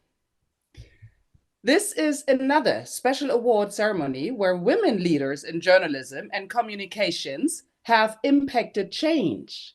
More than half of the awardees today are women. But of course, congratulations to all of you. So without any further ado, let us hear from the chairperson of the 22-member judging panel, Rita Widyadana, former editor of the Jakarta Post and founding board member of Global AMR Media Alliance GAMA. Welcome, Rita. Please let us know, how did the award nominations go? Thank you so much, Annabelle. We're so grateful for you. Thank you for your kind introduction. Hello, everyone. Greeting from Indonesia. As a co-chair of the 22 members judging panel of Global AMR Media Award 2024, I'm excited to share that we received 413 award nominations from 43 countries during the period of May 15, 2024 to 22nd of October 2024. The award entries came from each of the 6 WHO regions worldwide. 2/3 of them came from Southeast Asia and African region. In this occasion, I would like to thank 22 members of the panel of judges, the majority of whom are women. Again, superpower. Okay, we came from different backgrounds, from global health experts, senior editors, senior journalists, AMR survivors and activists, TB and drug-resistant TB survivor, to people living with HIV and community leaders, among others. Kudos to them all. Thanks also to all nominees and to those who reported on the global health threat of AMR. Whether they were award nominees or not, we salute each one of you, given the critical importance of media engaging AMR, around AMR. And also, I would like to extend my gratitude to Shobha, Sukla, Bobby, and all GAMA leaders for their hard work to make this award possible. Thank you so much, Shobha, Bobby, and all friends. Over to you, Annabelle. Thank you. Thank you, Rita. AMR survivors and their loved ones have helped humanize the issue of AMR, which is often very medicalized. So giving human face to AMR helps us connect to people and impact change. Now, let me invite one of the most special persons today, a guest of honor. She is a powerful force for change and chairperson of World Health Organization, WHO, Task Force of AMR Survivors. Vanessa Carter has founded and directs the AMR narrative that is pivotal to humanize AMR and calls for people-centered and rights-based responses. So welcome, Vanessa. Thank you for joining us today and for making a difference. Thank you so much, Annabelle, for that lovely introduction. And yeah, it's very exciting seeing these awards. You know, as a patient advocate and survivor, I often talk about the importance of AMR being common knowledge. But how do we get to that? You know, education, community engagement and advocacy, awareness raising, to name a few. But very, very important is mass media and communication at every level, whether that be traditional media, broadcasting and digital media, which of course as an advocate is a tool that I've used to have my voice heard. Patients and the public mostly lack an understanding of AMR, which leaves them in a vulnerable position, not only to prevent AMR in themselves and others in their community, but also to manage it if they require a resistant infection. I was one of those patients when I fought a highly resistant infection that nearly cost me my face and my life. It was knowledge that finally empowered me to take a more active role in my care, working hard with my doctor to finally defeat it after 3 years. This is a global health threat that impacts every single one of us. Not any of us are immune. Yet why do so many people still not know that it exists? The media are a powerful gatekeeper of information that can impact our response to AMR and help to build that common knowledge and save lives and give the information to patients that desperately need it. So with that, I believe I have to announce the first winner, the first prize. Yes, that's right. For the category in-country reporting around the UNGA High-Level Meeting on AMR. And the first prize goes to Ms. Kalpana Acharya, Editor-in-Chief of the Health TV Online from Nepal. So deepest congratulations. That's wonderful. Great. Back to you, Annabelle. Yes, thank you so much, Vanessa. Congratulations also from my part to Kalpana Acharya. Thanks for reporting on AMR from the Kingdom of the Himalayas and the Mount Everest. Kalpana wrote a series of 7 media reports in Nepalese and English around UNHLM on AMR, calling upon the government of Nepal to make stronger commitments to address AMR. Kalpana is a seasoned journalist with over 20 years of experience with Radio Nepal, television, and Nepal's leading multimedia news portal, Health TV Online. She co-founded and led the Health Journalist Forum of Nepal. She is also on the executive boards of Sansharika Samua, the largest female journalists association of Nepal, the Asia Pacific Media Alliance for Health and Development, and GAMA. So congratulations again. Moving forward, let us hear who the awardees are in the global category. And for that, Dr. Tim France will join me, molecular biologist, global health thought leader, managing director of Ines Communication, and producer of Social Media Awards or SOCMEDAwards.com. Almost 30 years back, Tim had founded and led Key Correspondence Team, a team of community frontline correspondents reporting on HIV and TB in high burden settings.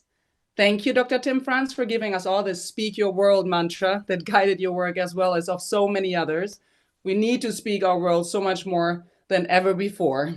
So, hello, Tim. Welcome. Thanks very much, Annabelle. I hope you can hear me okay. Yes, someone will tell me if I can't. First of all, what a fantastic idea to have media gathering together to talk about such an important topic as AMR. So congratulations to the awards organisers. It's the news service who've done it again. Well done, and thank you very much for the invitation. I spend most of my time reading and editing about AMR, and so I'd like to just suggest 3 tips, quick tips for people writing about AMR, if I may. The first one is, and most of these have been mentioned already today in the session before, but the first one is not to forget the health system context. You know, I'm not trying to downplay the importance of AMR, but it's important to remember that 1 in 3 people don't have access to any health system at all, and so it's not about it's not having access to the right medicines necessarily, but having access to a health system. So please remember that point. The second one is to avoid repeating accepted truths. What do I mean by that? With an emerging area like AMR, there are lots of things which lots of statements are made, and they're heard so often they kind of go unquestioned. And that's when we should question them, when they are unquestioned. Just an example is this idea that AMR is driven by the misuse of antibiotics by patients when we've got such widespread use of antimicrobials in farming and agriculture. We can find them in our tap water. It's not really just the misuse by patients that drives this. Another one is the mantra now that vaccines prevent AMR. I think 500,000 deaths per year could be prevented by AMR. But when you look at the small print, you see that actually that's if we had vaccines that don't exist yet. So we have to question some of these accepted truths sometimes when they sound too good to be true, they may be. And the last one is not to forget the other D word that has been used a lot today, and that's not drugs, but diagnostics. If we cannot tell what type of infection we have or what drugs it might be sensitive to, we may use valuable time using the wrong drugs, or we're left guessing how to treat a particular infection. So that's my three appeals: don't forget the health system, to avoid repeating accepted truths, and to not forget the other D word. Now we get to the exciting bit, Annabelle, and my job is to announce the winners of the winner of the global category. There were some incredible articles and contributions in this category. I was going to do reverse order, third, second, first, but I'll just announce. I'll follow Vanessa's example. I'll just announce the winner. And the winner of the global category for the AMR Media Awards is Anna Turns, who wrote a piece I read for the BBC in The Conversation about open water swimming and antimicrobial resistance and superbugs in water. So congratulations to Anna. And I'm from the UK, but it's really a coincidence that Anna is also from the UK. So well done. Great. Thank you so much, Tim. And congratulations also from my part to Anna Turns. Anna has worked in the media for more than 2 decades, from TV production to magazine journalism and radio broadcasting. As a freelance environmental journalist, she has written regularly for many publications, including The Guardian, BBC Future, New Scientist, and Positive News. Her first book, Go Toxic Free: Easy and Sustainable Ways to Reduce Chemical Pollution, was published in 2022. She is currently working as a senior environment editor for The Conversation, as was mentioned, and lives in Devon by the sea. So congratulations again, Anna. Tim, now it's time for the second prize. Absolutely. Second prize goes despite Brexit and me being in the UK, I'm being asked to also announce the winner of the European region category. And again, there were some really excellent contributions in this category, and the winner, drum roll, is Fred Schwaller from Deutsche Welle, or who wrote a piece for Deutsche Welle. So Fred is from Germany, and I think you've probably got a profile of Fred. Congratulations, Fred, and well done. Congratulations also from my part. Fred Schwaller also, for me though, was supposed to appear a little bit later, so I'm a bit confused at the moment because I was thinking that it is Carrie Cullinan's turn now. So maybe you could help me out. If not, Schwaller is Berlin-based, as am I. So I'm really happy and proud that he won this prize. Congratulations to my hometown and to Fred Schwaller. So Tim, we have one more prize to go. No, I think Kerry Cullinan was second in the global category. So it was I thought I was doing the 2 categories one after the other. I've announced the winner for each of those. Right. Okay, then maybe if I did that in the wrong order. Or maybe I got it in the wrong order. I'm not sure. But I'm sure that we will get to all the winners at the end of the day, which is the most important part. So we continue now with the third prize. Is that right? I think we go to if I'm right, bear with me. I think we now go to the African region category. Okay, perfect. So, yes, so it is, so you will announce this. I'm confused. I'm sorry, because that's the information that I had. So we will go to, I think is it Luke Badea? Sorry if I've messed up the order, but I thought I had to do the first two. Okay. So so maybe you just continue. Shoba, maybe you can Yeah, help us out. yes, can I? Tim, I think you will announce the first, second, third prizes Okay, for the okay, let's go category for which you have. Yes. Okay, And I wasn't yes, sure. I wasn't sure if that was yes, what you wanted me please. to do. Yes. Okay, Yeah. okay, let's go. Let's Annabelle. Sorry, it was me. Don't worry. So we'll go back to the beginning. Go back to the global category, and I already announced the winner was Anna Turns. That's right. Second place in that category was Kelly Cullinan from There we Policy go. Watch. I beg your pardon. Okay. Don't worry about it. Yeah. So we're back on track. Kerry writes some excellent pieces for Health Policy Watch, and I think was recognised for a couple of pieces on AMR. Mm-hmm. And the third prize in the global category goes to Kat Lay, who's also from the UK, who writes with The Guardian. Wonderful. Thank you, Tim. I'm going to say some words about Carrie and Kat, okay? So Carrie Cullinan, she's actually based in Cape Town in South Africa, and she is the deputy editor of Geneva-based Health Policy Watch. Earlier, Carrie was CEO of a health news agency in South Africa for 14 years, then served as health editor for Open Democracy. So congratulations again. And Kat, let me say something about Kat as well. Kat is The Guardian's global health correspondent, a role she took up in early 2024, so pretty recently, after over a decade of reporting on health at the Times. So congratulations, Kat Lay. So, and Diro, we also have 3 special mention awards in our global category. So now we are at the global category again. And let me announce them to you. One is Tom Howarth.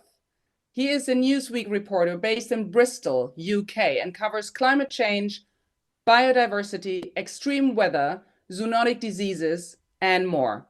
So Tom has previously worked with BBC Science Focus and European Southern Observatory. And then we have Anna Gordon. She reported for Time until last month. Anna Gordon is a freelance journalist from the US. And then we have, last but not least at all, Sarah Jerving. She is a senior reporter with Devex, where she covers global health. Sarah Jerving is based in Nairobi in Kenya. So congratulations to the 3 of you. So now let us see who the winners are in all 6 WHO regions. We begin from Europe, where Tim and I are based.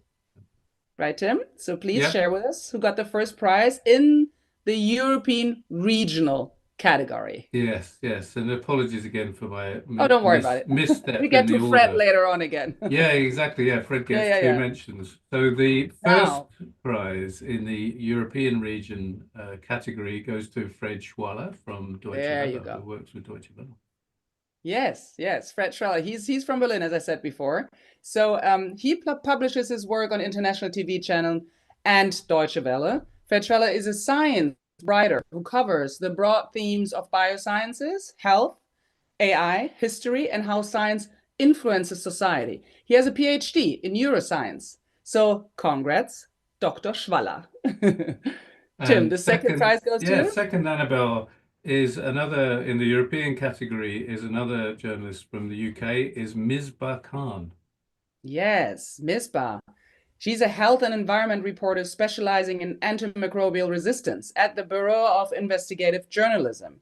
She has previously worked on investigations for ITV, Channel 4, and Channel 5.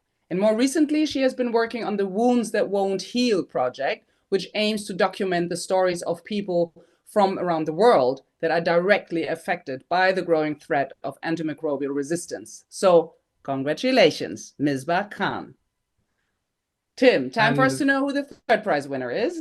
Exactly. And from the Netherlands, the third prize in the European region is Tony McDougall. Yes, Tony well McDougall. Done, Tony. Congratulations. Tony writes for Dairy Global and is a former political editor of Farmers Guardian and worked for the Department for Environment, Food and Rural Affairs in the UK for 15 years. So congratulations, Tony. And we also have one special mention award in the European region. And we congratulate Riccardo Quintilli. Since 2015, he has been the editor-in-chief of Il Salvagente, I probably mispronounced it, the only Italian-language print magazine dedicated to consumer issues. He has worked for Il Salvagente since 1993. He has published several books on environmental and food-related topics as well. So congratulations, Riccardo Quintilli. And thank you, Dr. Tim Franz, for joining us today. Thanks again for having me. Thank you. And congratulations to all the awardees announced so far. And now it's time for Africa. Let us hear who the awardees are in the African region category. And with this, I welcome Luc Armand H. Baudéa, the director of Africa's largest AIDS and STIs conference, ICASA, the International Conference on AIDS and STIs in Africa, and coordinator of the Society for AIDS in Africa, the SAA. So welcome, Luc. Thanks for your leadership in Africa in addressing HIV and STIs. Can you hear me, Luc? Yes, I can. Thank you, Annabelle. Unfortunately, Luc could not make it. I'm representing him. I'm the Senior Programs Officer for the Society for AIDS in Africa. So he sends his apologies. So greetings to everyone. Media engagement is pivotal in improving the AMR responses by raising awareness, shaping public perceptions, and influencing behavior. Through accurate, consistent media coverage, we can educate communities on the risk of antibiotic misuse and the importance of infection prevention. I think journalists can spotlight successful AMR initiatives, which will motivate policymakers to prioritize funding and legislative support. By fostering open dialogue, the media can also bridge the gaps between scientists, healthcare providers, and the public, ensuring the complexity of AMR is understood and addressed collaboratively. Strengthening media engagement is thus a very critical driver in motivating society-wide actions for robust, sustained AMR responses. So that being said, we go straight into the business of the day, which is to announce the winners for the Africa regional category. So for the first prize, it goes to Mr. Okello Jesus Ojara of TND News in Uganda. Yes, congratulations. As you said, he writes for TND News from Uganda. He's a multimedia, health, environmental, climate change investigative journalist. So, congratulations. And the second prize goes to? Yes, so the second prize goes to Miss Angela Okech, a senior journalist from The Nation, Kenya. Congratulations, Angela Okech. Angela Okech, yes, she is an award-winning senior health reporter and a future writer working with The Nation Media's group's print newspaper, The Daily Nation, which has the widest circulation in Kenya and the East African region. So congratulations, Angela. Who's the third prize winner? So finally, our third prize winner goes to Miss Janet Ogundepo, a senior journalist with The Punch, Nigeria. Yes, we congratulate you, dear Janet Ogundepo, and I hope that those prizes will motivate you to do more. We also have 10 special mention awards in the African region that I have the honor to announce now. We start with Audrey Galawu, who is the assistant editor at Zim Now, a leading news publication in Zimbabwe.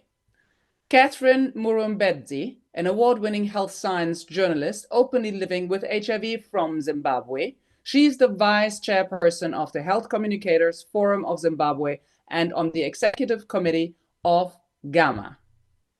And we continue with Conrad Mvanavashe, founder, editor, and executive producer of Maricho Media from Zimbabwe.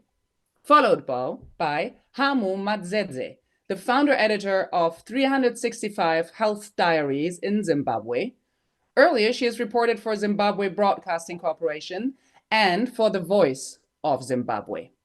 Then we have John Muchangi, an award-winning science editor for Star newspaper in Kenya, who has worked as a science journalist since 2009. And Kizito Makoye, a science and environmental journalist from Tanzania. His work has got published in several media outlets such as Down to Earth, The Guardian, USA Today, Daily Mail, Deutsche Welle, Reuters, and many more. We have Michael Gwarisa, the award-winning editor of Health Times in Zimbabwe, and Munjaradzi Blessing Doma, a noted journalist from Zimbabwe who writes for news space Zim and Zim Now. Rumbidzayi Zinyuke, a senior journalist with the Herald, Zimbabwe's largest daily newspaper, and Tendai Makaripe, an award-winning senior journalist whose work has got published in several media outlets, such as the Financial Gazette, the Zimbabwe Independent, the Standard, Newsday, and the Southern Times. Please excuse every mispronunciation of your names. I tried my very best, and I congratulate you. Congratulations to everyone. And thank you so much for being here. Thank you. It's a pleasure. Bye. We now move to the Southeast Asian region category. And joining me now is Dr. Bikash Devkota, Director General Health Services at the Ministry of Health and Population of the Government of Nepal. So welcome, Dr. Devkota. Thanks for your demonstrated leadership on health in Nepal. Are you with me? Thank you. Thank you so much. It's my honor to be here. I'm audible? Yes, you are audible. Yes. Okay. Yes, you're on. It's your time. Okay, thank you. Thank you so much. Firstly, I would like to congratulate all the awardees, and I highly appreciate their contributions in combating AMR in this region. We all now believe that the multi-sectoral engagement and our joint effort are one of the most important things to fight against AMR. And I trust we all agree that awareness in each level of government and each level of sectors, right from political persons to grassroots people, still we have lacking common understanding about AMR. There is no one rather than media who can work on raising awareness in above-mentioned layer of people. Let us commit together that we will begin our next level journey combating AMR by advocating policymakers to develop necessary policies and plans, advocating concerned people about the rational use of antibiotics, maintaining infection prevention measures in our health facilities, and better surveillance, and also increasing investment for the mitigation of AMR. I am proud to inform you that Nepal has approved country national action plan on AMR a year ago, and we, with all concerned sectors, are committed for its implementation. Let us work together, and only together we can win. I think now, without further delay, I will announce the name of awardee. The first award for Global AMR Media Award 2024 for AMR reporting from Southeast Asia region goes to Mr. Nurul Islam Hajib, Special Correspondent from Dhaka Tribune from Bangladesh. Wonderful. Congratulations. Yeah, he was a special correspondent of Dhaka Tribune in Bangladesh, as you said, and he was earlier elected as National General Secretary of Bangladesh's largest media association, Dhaka Reporters Unity, and currently is the president of Diplomatic Correspondents Association, Bangladesh. Congratulations. Dr. Devkota, the second prize goes to? Now I would like to announce the second prize, and the second prize goes to Anuradha Mascarenhas from Indian Express, India. She is an award-winning senior editor at the Indian Express. based in Pune in India. She's also the author of the widely acclaimed book titled At the Wheel of Research, an exclusive biography of Dr. Suma Swaminathan. Dr. Swaminathan served as the first chief scientist of WHO. So congrats, Anuradha, for your stellar body of work. Yes. Now it's turn for third category, and the third category of award goes to Dhanu Bahadur Khatka from Nepal Live Today, Nepal. He serves as executive editor of Swasthya Khabar Patrika in Nepal, and in addition to AMR reporting, he has also authored the book Niyat, crafted folk and modern songs, and directed music videos. So congratulations to all the winners. And dear viewers, we also have 3 special mention awards in the Southeast Asian region. Let me introduce them to you. Dr. Tin Maung Hatway, who is a senior columnist for Standard Time, a Burmese language newspaper in Myanmar. He's the former chief editor of Health Digest Journal, Myanmar. We have Balkrishna Saar, who writes for Himalayan Times, and Rindi Salsabila, who is a noted journalist with CNBC Indonesia. Congratulations, everyone. We now move from Southeast Asian region to the Americas. And so I thank you, Dr. Devkota, for joining me. And I'm going to pass your job on to Bhagwan Shrestha. Bhagwan Shrestha is going to join me now. He's the country director of FHI Nepal as a guest of honor. So welcome, Bhagwan. Thanks for FHI and your demonstrated leadership on health. It's good to have you here. Can you hear me, Bhagwan? Yes.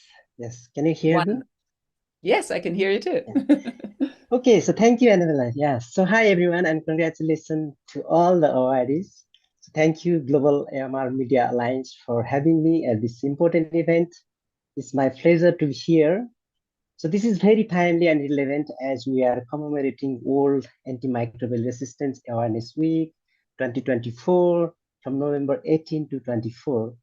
With the theme of educate, advocate, and act now. So it's a crucial time to educate, advocate, and take decisive action, as AMR is one of the urgent global health threats, killing over 1 million of people each year. So as shared earlier, so multi-sectoral engagement, coordinations, collaboration is very pivotal for combating AMR, and the media plays a very crucial role in educating, advocating, and holding entities accountable to take result-oriented action for efficient AMR prevention, control, and mitigation. So these awards are not just a recognition of individual excellence, but a testament to the vital role that media plays in raising awareness and advocating for AMR response. So now, without further ado, I'm going to announce the names of Global AMR Award 2024 awardees from the Pan-American region. And the first award goes to Ms. Natasha Gilbert, senior journalist who writes for US Right to Know from the USA. Congratulations, Natasha.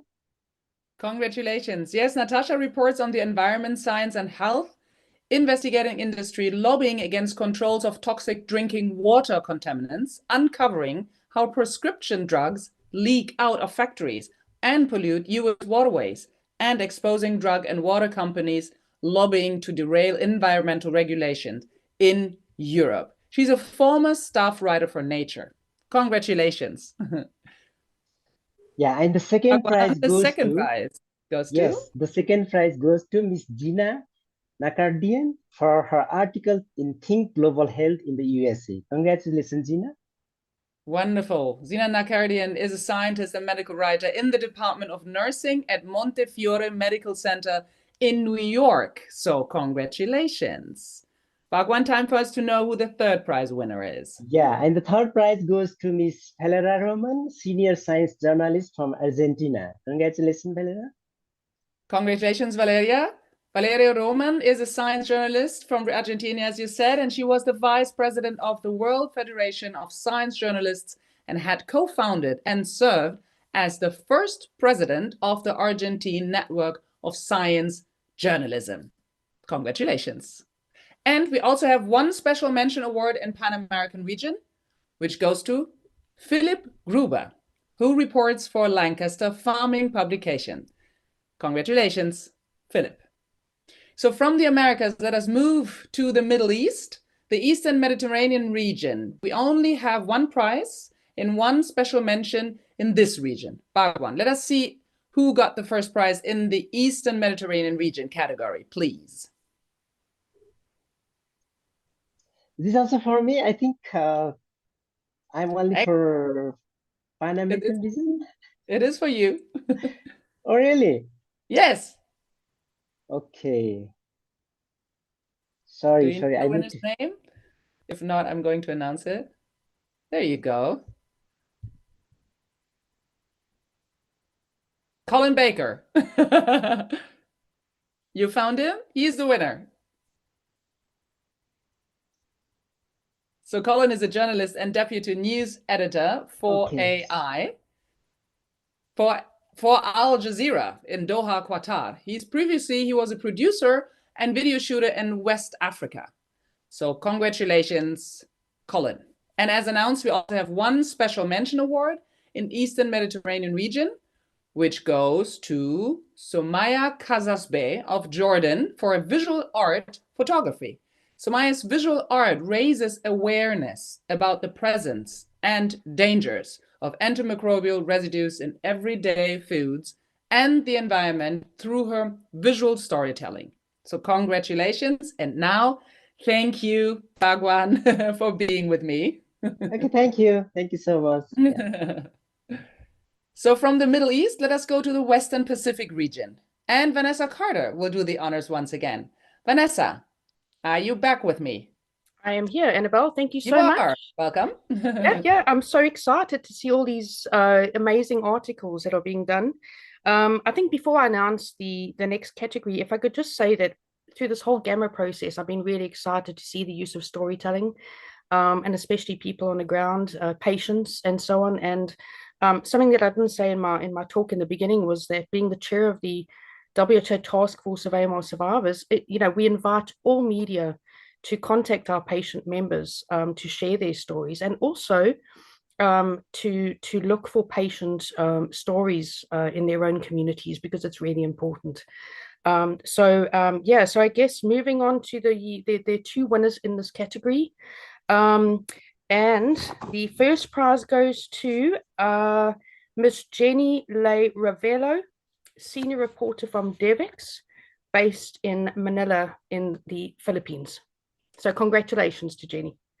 Yeah, congratulations, Jenny. Prior to DevEx, she wrote for ABS-CBN, one of the largest broadcasting networks in the Philippines. Congratulations. Vanessa, who will take the second prize? Okay. So the second prize goes to Miss Melissa Macon, who reports for ABC Radio Australia. So well done to Melissa. Melissa, she's an Australian Fijian journalist and broadcaster for ABC, as you said. And with this, we have actually already, first of all, congratulations, of course, Melissa. And thank you, Vanessa, because we've reached the end of the award ceremony. Quickly done. Thank you so much. So congratulations again to all the awardees, and thank you for having me. And I'm giving back to Shobha, and I hope to see you soon. Goodbye for now. Thank you, Annabelle. I don't have enough words to thank you enough for being with us today and joining hands with us for a good cause.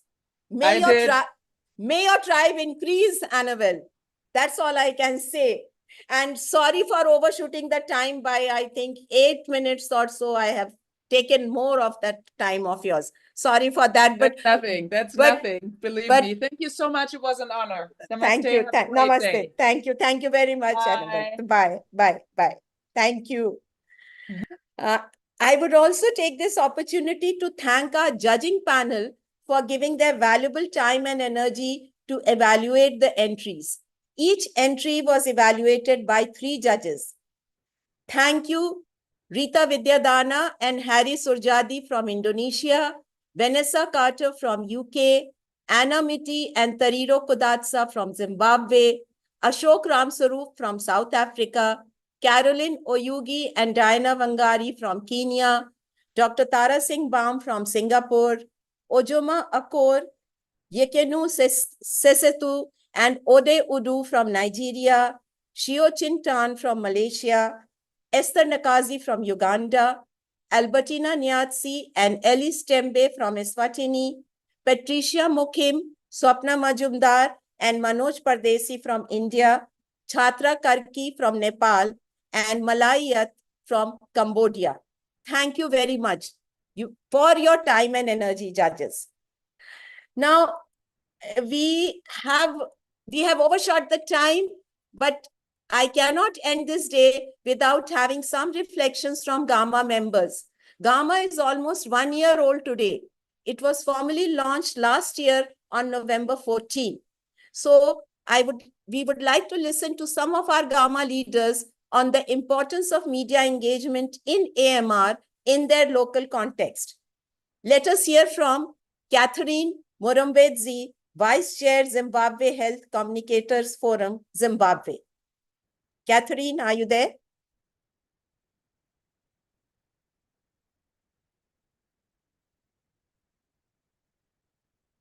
Esther Nakazi, President, Health Journalist Network of Uganda.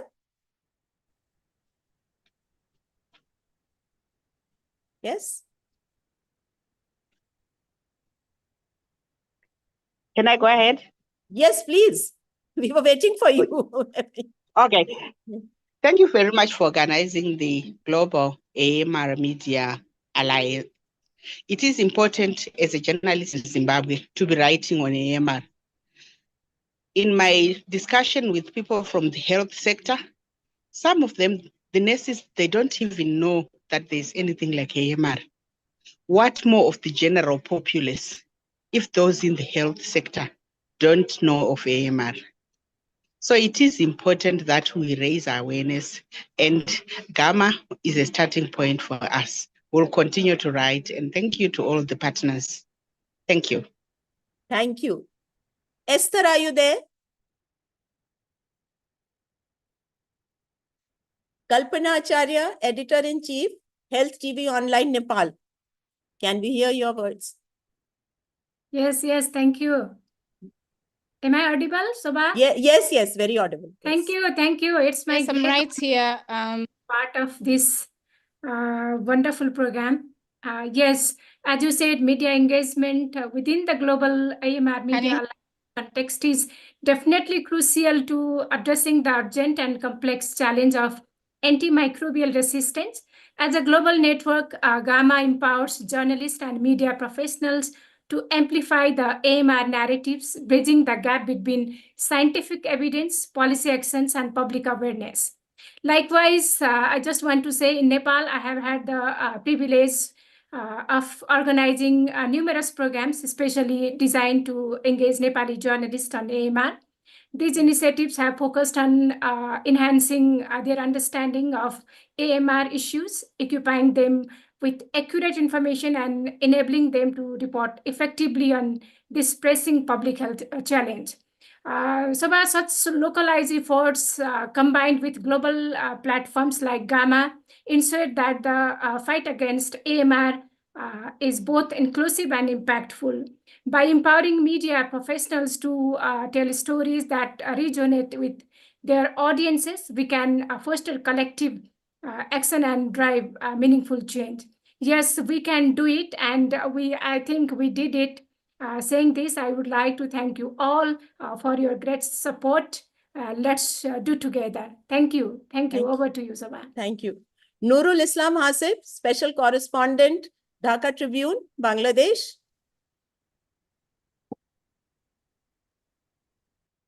Nurul, would you like to share your thoughts, please? Yeah, thank you. First of all, thank you so much. And I know the time is very short, so I'll be very brief. And I think the initiative is an excellent initiative. And because of the initiative, we are just, we have been motivated, I would say, because from the Bangladesh perspective, this antimicrobial resistance issue, it's not so well documented, despite the problem is there. So that's why it's not even well reported.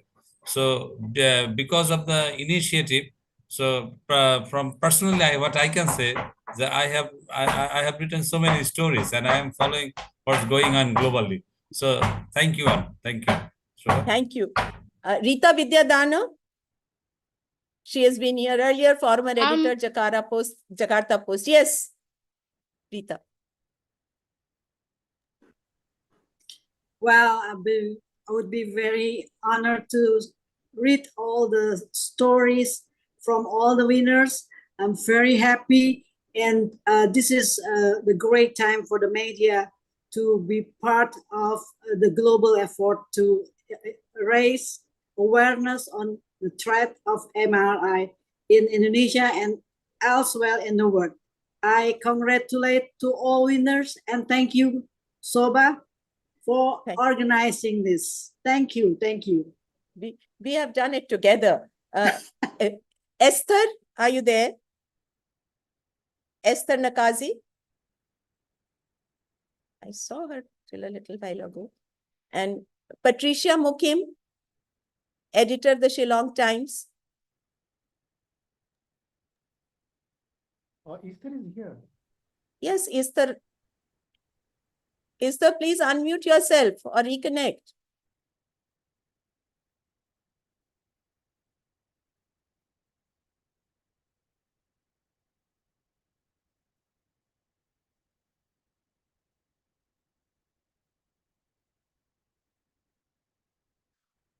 We also had Ashok Ramsarup, who was the co-chair of the judging panel. He's a senior former producer at South Africa Broadcasting Corporation, but he has been battling multiple health issues of late. So we wanted him to be here today, but perhaps he couldn't make it. But all force to him and prayers across to him for his speedy recovery. So with this, we come to... Thank you very much. I'll keep it Esther. short. Yes, please. Congratulations to everybody. Can you hear me? Yeah, it was broken in between. Now we can hear you, yes. Can you hear me? Yes. We can hear you. Yes, we can hear you. You can't hear me? We can hear you clearly. Please continue. Speak. I am. No, your voice is breaking. Your voice is breaking. Can you type in the chat box? Can you write in the chat box, please? Write your message in the chat box.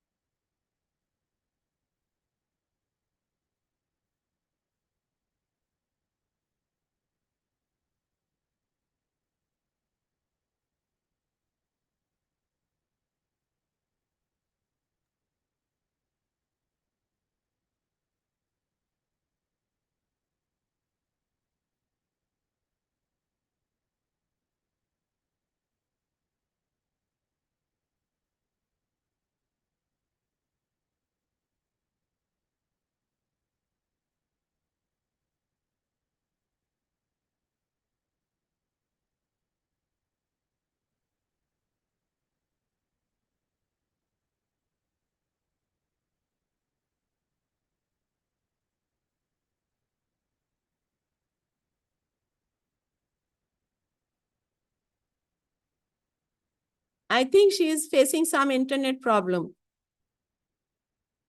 Or she is disconnected because her voice was breaking in between. And unless she reconnects, I think we will not be able to hear her. Yes, please type in the chat box. Type your message in the chat box, Esther.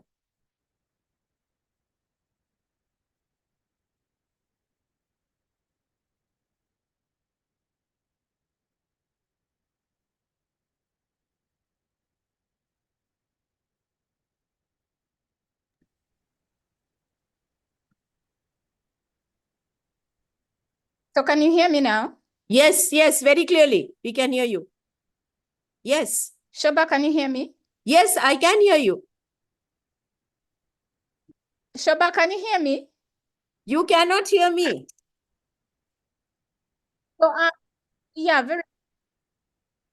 Okay. Okay.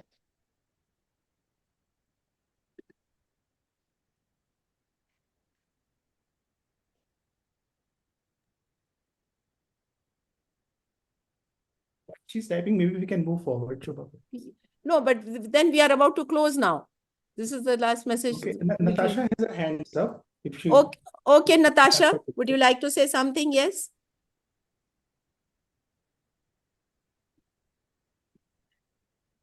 Yes, Natasha.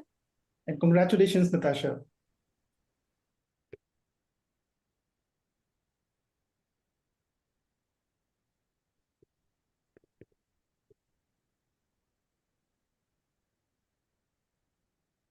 Natasha. Oh, can you hear me? Yes, we can. Hi. Yes, just thank you very much for this honor and for recognizing the work that I've been doing, and I'm just really pleased to have this opportunity to create awareness to these really important issues, yeah, hopefully continue to do so. Yes, thank you. Thank you for your work, and thank you for carrying on this work forward and creating awareness and writing on AMR and reporting on AMR. Thank you very much, Natasha. Thank you. Okay, and Esther has written, congratulations to all the awardees. We still have a lot of work to do as GAMA, and we hope this is only the beginning of a great initiative. Yes, indeed, Esther, it's just the beginning, and we hope to, we have to travel a long distance, but together we can do it, I'm sure. So with this, we come to the close of today's session. Yeah, sorry, Shobha, Anyone more yeah. hands up? Okay, sorry. There are some, yeah, Shobha, there are some messages from the winners. So Melissa Makin from ABC Australia, she says that she's so inspired by experts and those with lived experience. And she thanks people for tireless work in creating these partnerships to continue global awareness through reporting. And she says, Vinaka Wakalevu, perhaps it's the Fijian greeting, Melissa Makin. Congratulations, Melissa. Congratulations, everyone. We also have more messages from so many of you, but I'm just going through the recent ones. Sumaya Kasasbe from Jordan says, she thanks us, and then she says, truly grateful to be recognized for the work that highlights such an important issue.